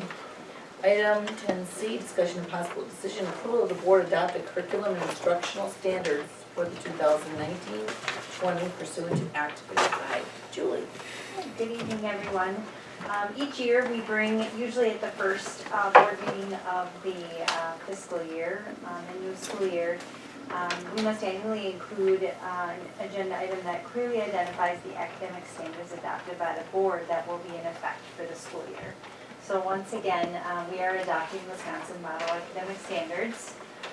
The standards in the presentation, there are lots of links that you can look at. Basically what the academic standards, just like the social emotional learning standards that Mary was talking about, help us identify what students should know and be able to do across the content areas, including all of the encore and specialty areas that involve in the high school, such as agriculture, environmental ed, CTE courses, by grade bands. Usually it's at the end of second grade, at the end of fifth grade, at the end of eighth grade, and at the end of 12th grade. And that's why the importance of us adopting the standards links very highly to our guaranteed and viable curriculum plan and journey that we've been on, with mapping our modules, courses, and units, and how critical it is that we align those with these standards. So we definitely are looking at what students should know and be able to do, and the complexities and the intricacies of doing that. When we talk about staff members spending their in-service days mapping their curriculum, it's critical because, as you can see, those grade bands work at the end of second grade, fifth grade, eighth grade, and 12th grade. So that means you've got kindergarten, first and second grade teachers and so forth who are responsible for an end of 3-year span standard, and how are they doing that? So that's where the criticalness of fidelity to alignment, curriculum mapping, making sure we don't have gaps and repetitions in standards being taught over and over, and not to the depth of the standard. It's a pretty critical and finite piece that links really highly to our guaranteed and viable curriculum. So we ask that as part of Wisconsin Act 55, that we adopt the Wisconsin Model Academic Standards as our curriculum alignment piece. I'll make a motion to adopt. Okay, so we have a motion by Matt and a second by Mark. Further discussion or questions? If not, all those in favor? Aye. Opposed? Motion will carry. Thank you, Julie. Thank you. Item 10D, discussion and possible decision, approval of 2019-20 board meeting dates. Again, it's in your packet, and you'll see it starting September all the way through April of next year, or August. Question on this. I believe the dates are fine. Do we want to set them up like in the elementary and in the, to get inside the schools? That answers your question. No? That's my vote. Well, I'm open to I it, think it's a especially good if we have a idea. really hotbed issue. Sure. I mean, does anyone wanna change the mascot, cause we ain't holding that meeting here.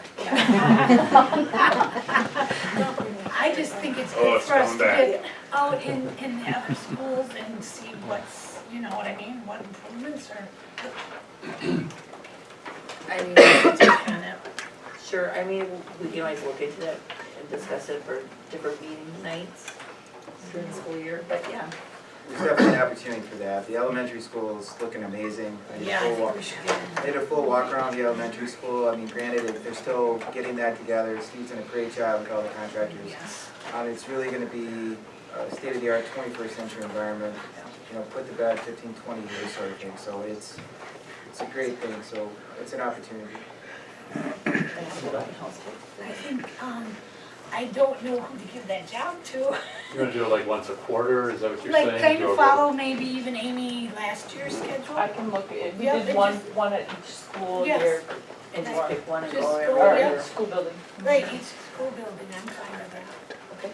So that's flexible. The other thing is, I understand that building personnel and finance committees are all very important, but curriculums and standards should not be the poor stepchild. So we do need to incorporate CNS on here as well, and it's right now missing. Oh. Well, I don't see it on the agenda Right. here on the You're meeting at- schedule. Right. Could we update that? Sure, if you decide what time you wanna do it.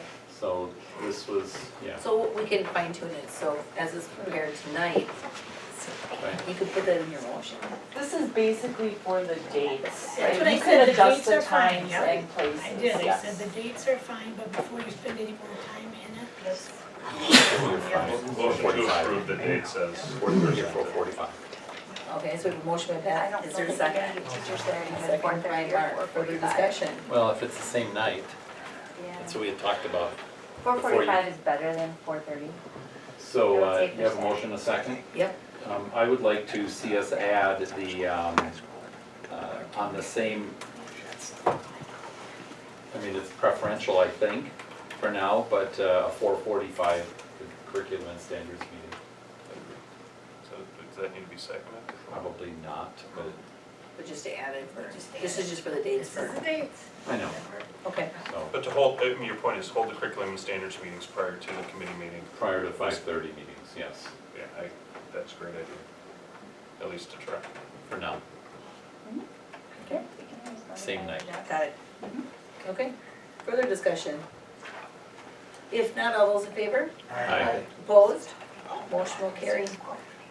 Item 10E, discussion and possible decision, the strategic planning proposals. Can we discuss those? Dave? Yeah, absolutely. I took the liberty of jumping in and looking at a strategic plan, which I have right here in terms of the current strategic plan. And I reviewed it as part of my transition plan, and it's well-written. It's a well-written strategic plan. One of the things that I'm used to seeing in a strategic plan is targets, meaning specifically, for example, fiscal responsibility. There's one sentence in our strategic plan. The school district was, and which is good. There's nothing wrong with one sentence as long as we establish, as long as underneath the sentence, there's targets for our new business director about these are the things that means. That these are the targets for you to achieve in the next 3 to 5 years with respect to this plan.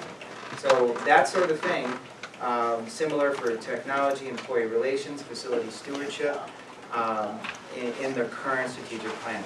So what I did is I reached out to 2 different groups, and we're not tied to any of either of these proposals. So there's no commitment, there's no financial commitment from the district at this point whatsoever, or even commitment to either of them. I know Studer because I've worked with them recently. So I have the development proposal that you see right there.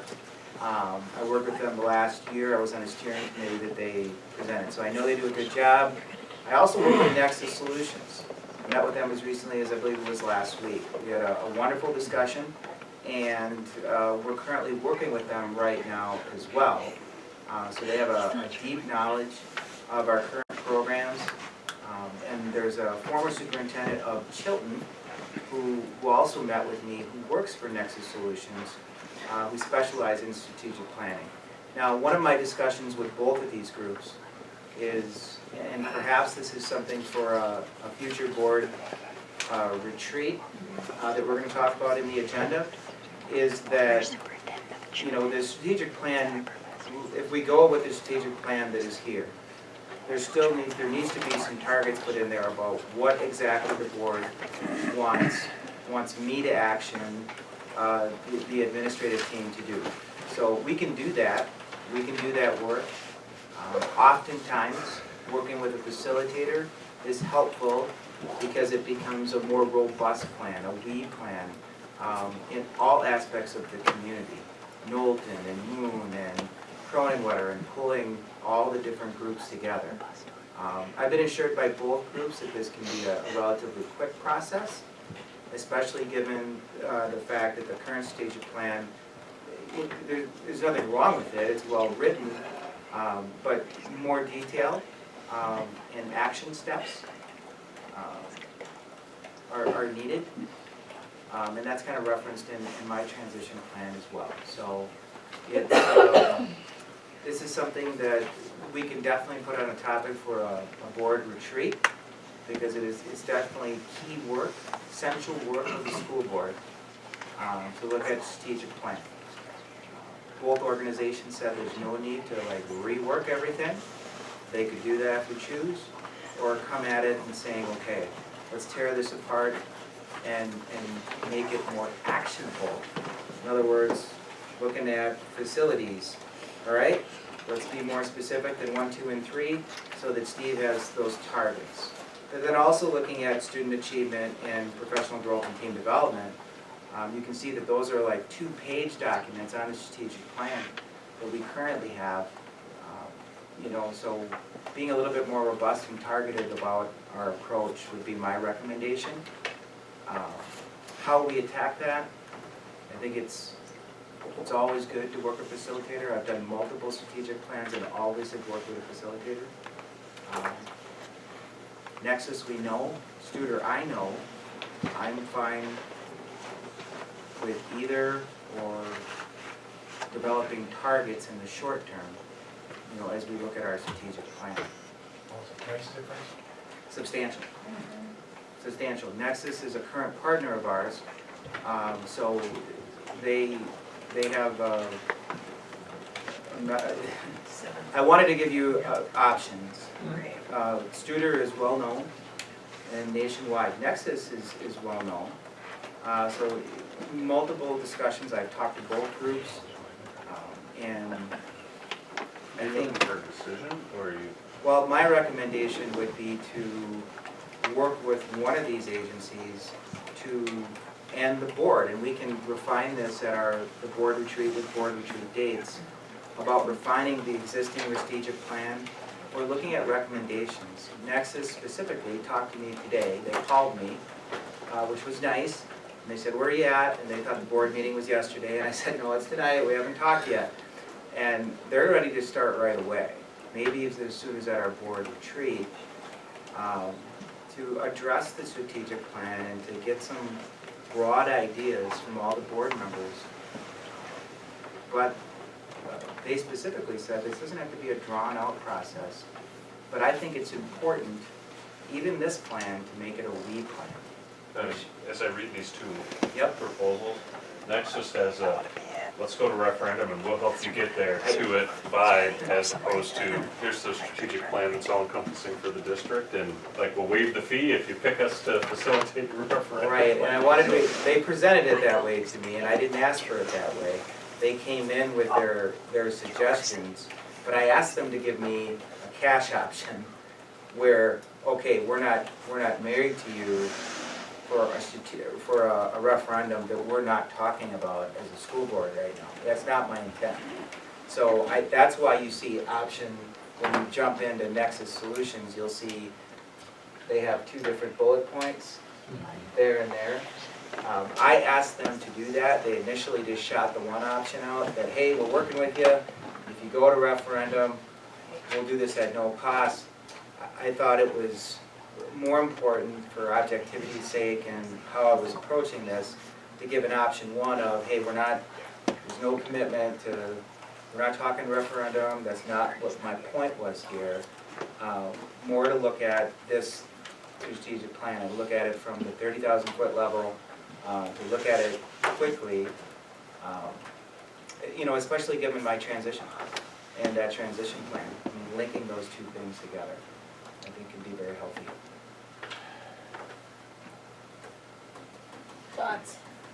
When we built this original strategic plan, we as a board and a group of people went up to Tree Haven and we spent 3 days there. We drew it up with a professor out of Milwaukee University. He was a retired professor. Right. And that's how it started. It was a long drawn process, I thought. It almost failed because there was a couple individuals in there that couldn't come to a consensus of what one word should be. Right, and I read about that a little bit in some notes, and my experience with strategic plans, I've been through multiples, is that it's more about, that is good to do a 3-day, I mean, that'd be like steering committee work, but outreach to teachers, outreach to, you know, Town of Knowlton, outreach to Moon, outreach to Cronenwetter, and surveys, and getting to the school perceptions piece. I think it's very much tied to the school perceptions piece. So I think that it was a good, this is well written, and I think there's a lot of work put into it, but there's examples, for example, I've been working a lot with the Merrill superintendent, and several area superintendents where you have this as the start of a plan, but then targets. You know, specifically as a board, you, as representatives of the community, informing us about, this is our direction, these are our directional steps that we're to take for fiscal responsibility, for student achievement, mental health. Mental health is a bucket that's coming up in all strategic plans that I've worked on. We just did it in Menominee, and it came up as a huge bucket. So just to recent discussion. I guess more expensive isn't always better, but my experience with strategic plans with robust organizations is that if we do this correctly, this should be a 3 to 6 month process. 3 or 4 for sure. With all due respect to the folks who were involved in the weekend 3-day thing, retreat, if that, and maybe it wasn't only that, but it wouldn't, to me, have been inclusive enough. I'm absolutely in concurrence with what you're saying. I've been through 2 of these processes with the school district in a long time ago, before half these people in this room were born. And it seems to me, well, it's true, maybe not half, but some. And it seems to me that either Nexus has kind of missed something in their proposal and maybe should have left totally out of their entire letter the idea of the referendum. But if there's a $7,500 proposal and a $28,000 proposal, though paid over several increments, still totals $28,000. I don't think we're getting the same, we're not getting the same project, in my opinion. You know, I've worked with students recently, and they're pros. They're going to do surveys that are similar to school perception surveys, and they're going to be active in all the different communities that feed into the school district. I've not worked with Nexus, but I thought getting multiple proposals, I think, was an important part. I think, I appreciate you getting 2 options. I would just say this, that if the board is not committed, and I don't mean with a 5-4 vote, I mean 7 to 9 of us, to incorporating what the community members and the staff and all the stakeholders would bring to the strategic planning process, then we shouldn't spend $28,000 to basically do our own thing. We should hire somebody for $7,500 and say, you know, help us work through the process as a board and maybe pretend that we're doing something else. Both groups have offered to do presentations for the board, if you so choose. That would help me make a better decision. I mean, I liked the way the other letter was laid out. I think it was inclusive of the things that I value and think about as a strategic plan. I would love the opportunity to be involved in the process. So if that's, I think that's I'm hearing that would be an appropriate next step. I agree to that, totally. I take care of that. I take care of that by the next board meeting, likely. Thank you. Great. So we'll just move that toward. That's true. Their August? Okay. Next item, discussion and possible decision, superintendent transition. Yeah, and this is, I referenced in my comments at the start of the meeting, the initial part of the transition, the start of the transition has been outstanding, very appreciative. Staff has been amazing, had a lot of fun with meeting everybody, and we'll continue to do that. The transition plan itself is very detailed and very scripted in terms of what we're going to do, why we're going to do it. The breakdowns, if you look in the actual breakdowns lower, great, if you want to scroll down. Sure. Different goals. Yeah, well, there's the link. Okay, there's a link in there, sorry. Do you want it? Yeah, pop in the link there, thank you. There. And then scrolling down to the actual action steps. So what I'm talking about action steps for our strategic plan, this is similar to that. Looking, you know, the board retreat aspect. I think it's important, that's on our board agenda. It's on the transition plan, but it's also on our agenda for today. Not because we need to do 100 things at the board retreat, but because we need to do a few things, norms and things we'll talk about in a few minutes. Different things like this, meeting everybody, having individual meetings with school board members. I've done that with a few of you, I need to do it with all of you. It's an important piece about talking through larger things like strategic plan. So all of these things, I have talked to this about with the staff, the administrators here at the BLVDD, and I'll be presenting it out more broadly because I'll need some help with a few parts of this, looking at the curriculum and things that we're presenting about today, mental health. So a lot of this is meant to be, if you approve it initially, it's meant to be malleable. In other words, if you're so inclined to approve this today, it's very targeted for me in terms of a work plan. And it's a very easy way for you to be able to look at my evaluation. Hey, these are things you said you're going to do. Did you do them? Did you not do them?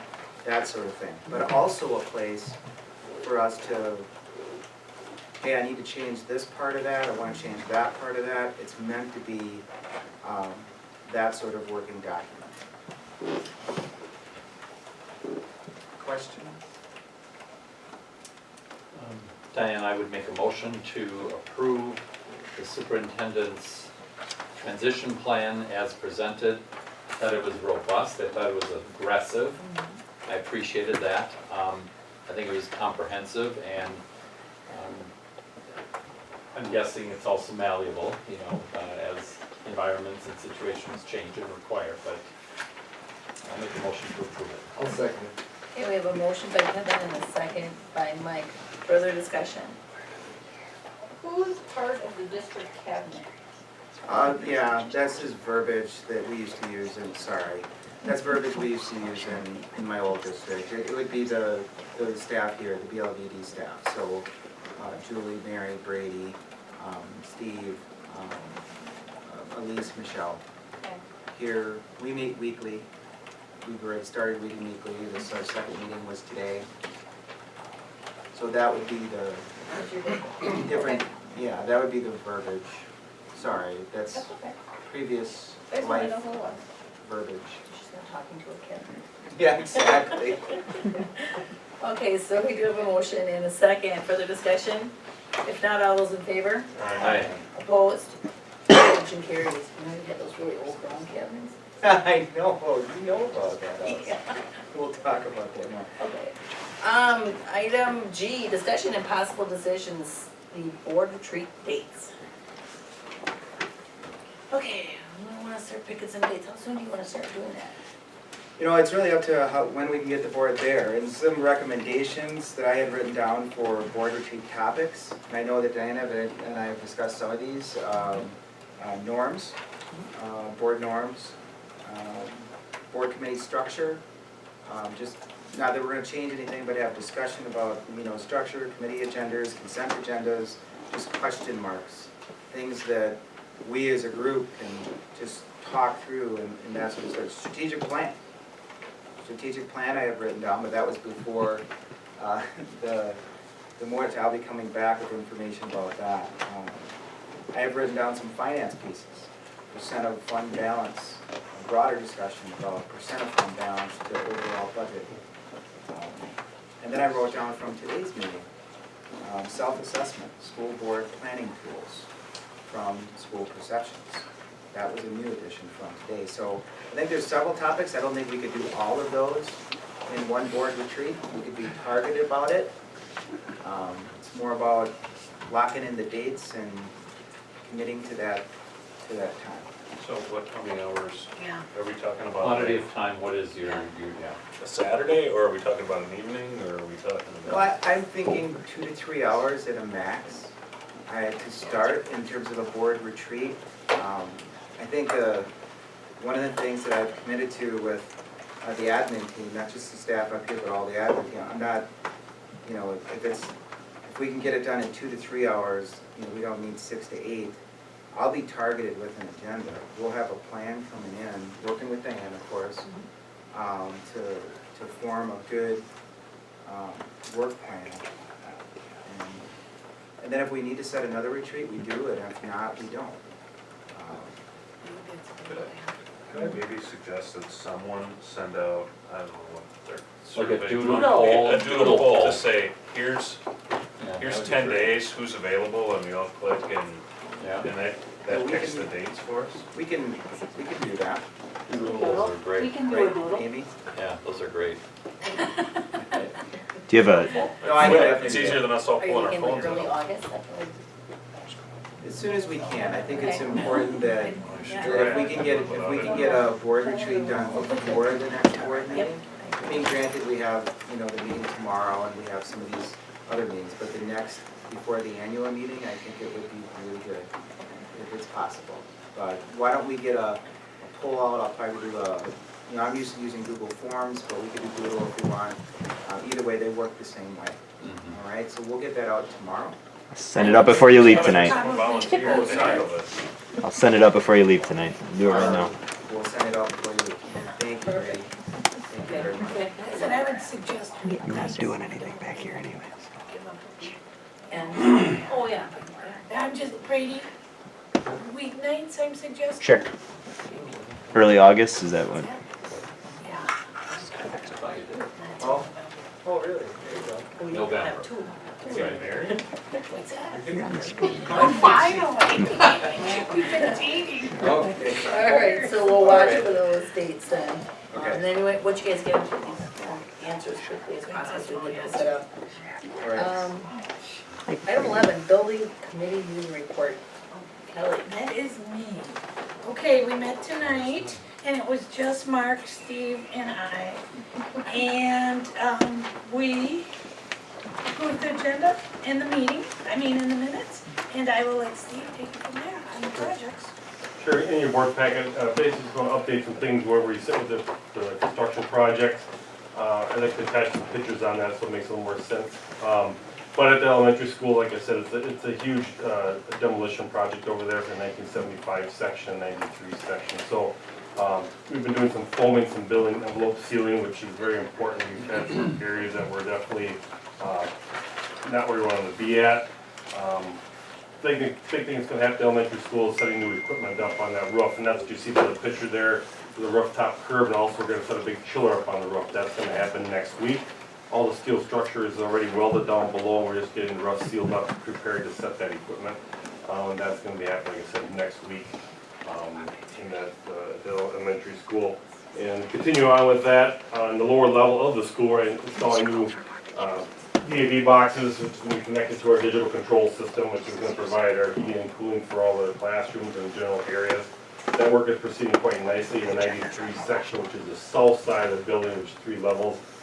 That's basically sealed up right now. The ceiling tiles going in this week, so we're hoping to have that section of the building ready to go for cleaning. And that's the big thing for us to get that put together before we hit the center piece of the building. And then also we did some continued work on our 1922-39 section, pulling new power lines in to get everything fed so our equipment can work. That work was done by Vander Electric, a local contractor, doing a great job for us. The guys are wonderful, and they basically got all the power pulled in with no problems, which is great. Our goal is to basically get that part of the building put together by end of next week, and we're going to start cleaning that. So we're sitting in a very good light with the projects that we have in front of us. Our goal really is to get that middle school buttoned up and put all our energy into the elementary school. Because look at the calendar, it's the 16th already, and that 30 days goes really quick by the time that we're getting the doors open. So some of our contractors are working for Ken's, but starting this week, the mechanical contractors are doing the heavy lifting. They'll be working overtime on Fridays. They just need more manpower, and they're going to put extra time in. It's not a cost to us, it's a cost of them doing the job. So that's what we sit with that. I'll keep your breath on coming to the other issues, but right now we're just on track. So.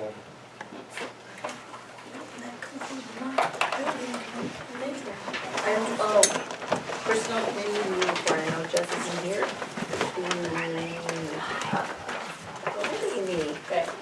Before you say anything, it was a record meeting, 8 minutes. Let's see how fast She you was can break this amazing. up. She was amazing at running the meeting. Ready, set, go. All right. Current job vacancies in the district, we have housekeeper year-round 4 hours, housekeeper year-round 6 hours. Those 2 positions are still open. We have an open position yet for a study hall teacher assistant, a school-based occupational therapy position is still open, and coordinator of school community activities is open. Yesterday we filled, they filled the special education assistant elementary positions. There were 2 of them. In our meeting we approved the intermediate 4th grade teacher, which we'll get to later. And library teacher assistant, what was the deal with the library teacher assistant? 3 hours. Is it still open too? The one that is a 7 1/4 is open. The one that is 3 hours is filled. Okay, so that one was filled, okay.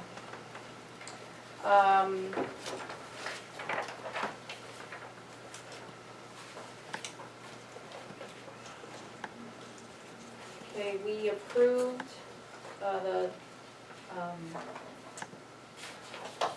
for the music teacher, the elementary school music teacher, Amber Tice, and I seek a motion. Make a motion to approve the hiring of Amber Tice as the elementary music teacher. Second. Okay, so we have a motion by Kevin and a second by Matt. Further discussion? If not, all those in favor? Aye. Opposed? Motion carries.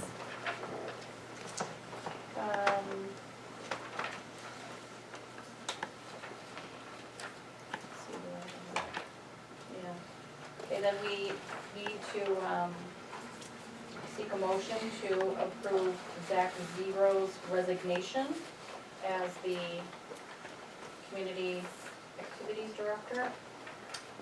So moved. I'll make a motion to accept the resignation of Zach Zebro as the Director of Community Activities and Athletics. Second. Okay, we have a motion by Kevin and a second by Matt. Further discussion? If not, all those in favor? Aye. Opposed? Motion carries.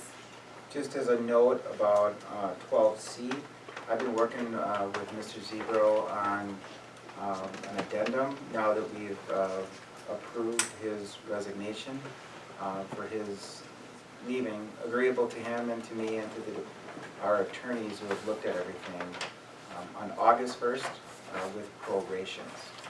So that's just as a heads up to the school board. Can we send them a thank you note for all of this? That's what they do, I guess. Absolutely. I suggested that, and Amy said that's Absolutely. standard what we do.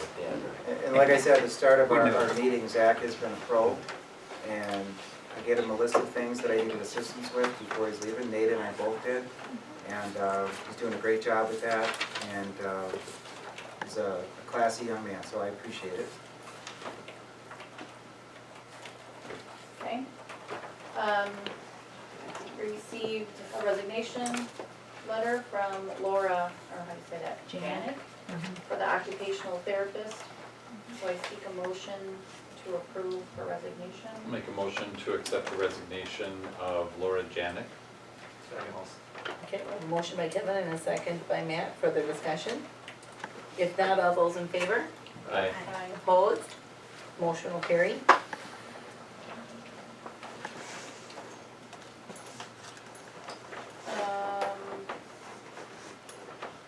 Was that the extra? Oh, I looked at it. Fourth grade teacher. Okay, then we also have, need a, seek a motion to approve Brittany Podolsky for the middle school fourth grade teacher position. Make a motion to approve the hiring of Brittany Podolsky as a fourth grade teacher. I'll second. Okay, we have a motion by Kevin and a second by Mike. Further discussion? Just a comment, I asked during the meeting and was told that we had 16 applicants for the position, which is more than similarly situated school districts for similar positions, which to me, and they interviewed 5 by the way, but really points to the fact that opportunities in Mosinee are much sought after right now. All those in favor? Aye. Opposed? Motion will carry.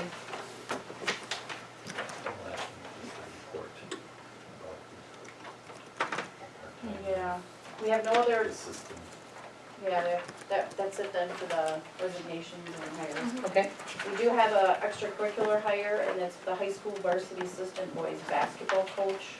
Jordan Budnick is replacing Don Sadowski. Got it. And nothing for future agenda? No. Okay. All right, thank you. Item 13, Finance Committee meeting report. Matt? So the finance committee met, we were all there tonight, I'm just saying. And first item is 13A, discuss the possible decision approval of monthly voucher list. You guys just needed more help than us. We probably did. Mr. Munoz put together a little something new for us, so he provided a document to us that lists all those expenditures over $10,000. In the last month, our voucher spending is $1,329,009.70. Some of the big ones there, representing 14%, is $188,000 or so and change to Lamers, our Nexus Solutions payments, curriculum materials for $81,000. Wausau School District for deaf and hearing impaired services at $32,000. Gas bills, we discussed bulk paper purchase, which is through consortium through CISA at $25,000.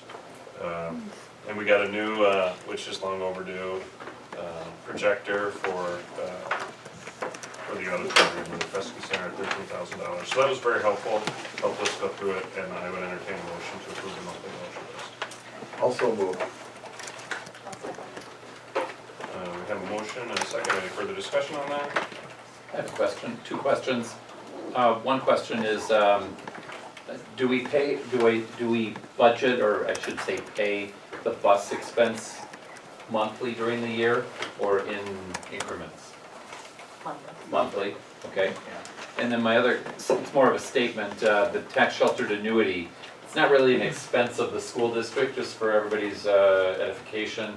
Those monies are actually withdrawn from the employees' paychecks.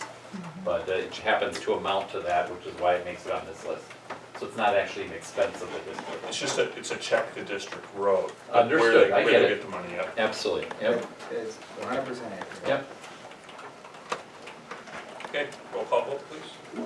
Barnes, Yes. Bauman, Yes. Lewis, Gorman, Yes. Hermany, Yes. Kaiser, Yes. Zebro. Yes. All yes. Motion passes. Item number 13B, discussion and possible decision, a monthly treasurer's report. Again, we went a little bit out of the box as our committee has requested we get more knowledgeable and discuss our different funds tonight. Mr. Munoz presented information on Fund 10 and Fund 72. Fund 10 with a total cash asset right now. What's that? 173. Sorry, 73. I was wrote in the middle. Fund 10 being the main fund, it's cash assets on hand, spendable, liquid in money. Specifically the WISP pool, which has $5.5 million or so in it. And we discussed the value to a district having that, and one of our future items to discuss as a board is what percentage of our annual budget do we want to have on hand, so that we can pay payroll and not have to do short-term borrowing at higher interest rates. So that's probably a good topic for us to discuss at retreat from a strategy standpoint. Also Fund 73, which you had some cool letters for, but it's a retirement account that has to do with future funding of our liabilities to our employees' health care. And that currently has $5 million in it. And one of the things we discussed and provided some guidance to Mr. Munoz on is having an actuary assess that information, look at the liabilities, the future liabilities of our district, to find out, do we need to be funding that annually, or do we need to, are we good for a period of time, or what's the best way to use money that we would put in that annually? And we encouraged him to have that research done. Otherwise, it's clear there's still some money in the checking account, so I think we're good to go until next month. So with that, I would entertain a motion to approve the monthly treasurer's report. Also moved. I'll second. We have a motion and a second. Is that a roll call vote? Yes. Still new with this. Roll call, please. Okay. Sorry, go I ahead. just have a quick Discussion. question.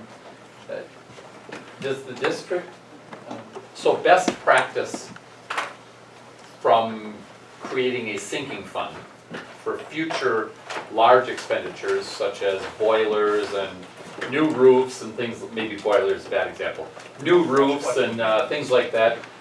We used to, years and years and years ago, put away 1% per year of the budget into a hands-off fund.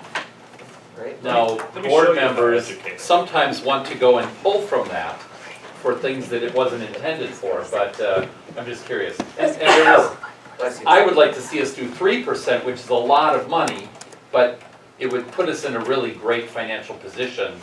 And the responsibility of all taxpayers, even the really old people, is to take care of a community, including for future generations, just like there were people who did that for them when they were in school 80 years ago. So it's contentious, it is controversial, but to me it's relevant and important for good fiscal stewardship of the district. So we currently have that fund. Okay. And that's Fund 46, Okay? which started after your tenure on the board. Oh, well, there was something Because- before. You guys spent it, because not it's- you, someone else. it's- Someone else.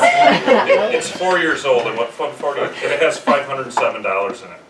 So what and the reason it has $507 is because we voted as a board to utilize the Fund 46 model, which allows us the vehicle necessary to save that money, and when you put money in that, it is represented to the state as an expense, which allows us to get school funding. We're aidable, so Fund 46 is a vehicle that didn't exist 5 years ago, or 6 years ago, it used to be Fund 41. But Mr. Barnes is dialed in and right on with this. And Fund 46, if the board makes a decision at a board retreat or in future board meetings to put 1% or 3% or 2% into Fund 46, it's available for future expenses, for building and grounds expenses based on a facilities plan. So that sort of money can be put there, and it's aidable. Got it. So you're going to be aided positively if you do it that way. Now, the catch is, that you have to wait 5 years from the initiation of the fund, and we're in year 4. So there are some discussions. To spend it. Right. We're in year 4 before we can start actioning from the fund any money. I got it. So from a strategic standpoint, as we learn more about these funds and where different monies are being kept, we might find that we don't need $5 million, but we might want to take some of those funds and put them in a Fund 46. That's a really robust discussion that I would hope we have. So we're definitely moving forward, and I'm learning a lot about money. Hopefully we'll have more than 507 by this time. We don't spend it all. We've had that fund long enough to earn $7.94. Okay, item 14. Did we do our roll call vote? Oh, I'm sorry, thank you, Amy. Hermany, Yes. Kaiser, Yes. Zebro, Yes. Barnes, Yes. Bauman, Yes. Kewis, Gorman. Yes. All yes. Now, Madam President, that concludes the Finance Committee meeting. Thank you very much. Okay, now item 14, other reports, WASB. Mark and I attended the session down in Appleton, and we really got some good information on that. When we go to our retreat, I'd like to bring some of it up. It sounds like Mary's in the SEL, and then also into that restorative, bringing that into, I don't know if we have any of that right now for you know. So first of all, I need to find out if that's in there, and then the restorative practices into the classroom. And then for the upcoming, we have in August, we have 3 different conferences, 3 different nights, if anybody's interested in that. And that's all in your link, so you can click on that. That's all. Thank you. Item 15, future agenda items.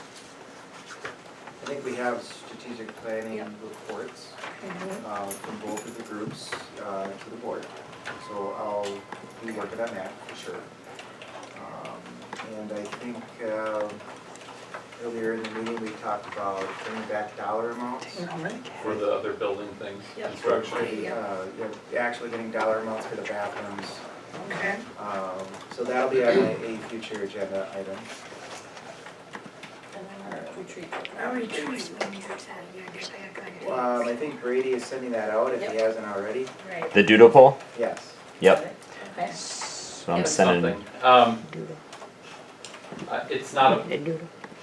It's not timely, as in I want it to be on the next agenda, where we have a lot going on. Prospectively, it could even be based on the mindset of the board as we move into and through the strategic planning process, although it wouldn't be in that. I would like us to seriously contemplate moving away completely from geographic school board seats. So in 1993, every school district seat in this school district was based on geography. You had to live in a certain municipality. 5 lived in the city of Mosinee, and the other 4 lived in other various townships outside the city limits. And around 98 or 99, the school district, the board voted to incorporate a number of at-large seats. So I think it is time for the school district to consider going to all at-large seats. It would potentially come to a future board meeting as an agenda item. You're the board president, you get to set the agenda, I respect that. I just think that it's something that we should at least have a discussion about. And I think I have I think I could make a case that might be persuasive enough that a majority would vote for it. Ideally, everybody. We actually did talk about that maybe about a year or so ago. Okay. Jessica actually brought it up, and Brent talked about it because we went around, and the reason it sounded really interesting and sounded like what you were talking about, but what happened is then there's this fear that you might have a very strong opinionated person who gets their buddies on and they all represent, and they're all coming from the city of Mosinee. And that they liked the representation and they felt like your townships had true representation. So when one didn't, they weren't represented, like they didn't have anybody. So we actually did talk about that. I don't know, Amy, if you can find that? I'll have to look, because I don't recall that Yeah. discussion. You must have been All around. I would say is that, I mean, given that I had no opponent, Peter had no opponent, in our townships, I think it would create a more robust electoral process. I completely respect and understand, and agree, by the way, that could and should be a concern, that should be shared during a discussion, but, I think competitive elections and, the ability of people to step forward and, would be more potentially inclusive. That's all. Okay, good, I'll mark it down. Anybody else? All right. Item 16. Motion to adjourn. I'll second. Wow. Motion by Matt and a second by Kelly. Further discussion? If not, all those in favor? Opposed? Motion carries. Sorry, Mary. Thanks for coming, everybody. It's been a long time since we've been. Oh, yeah. No close second. Yeah. That's my We do tomorrow night.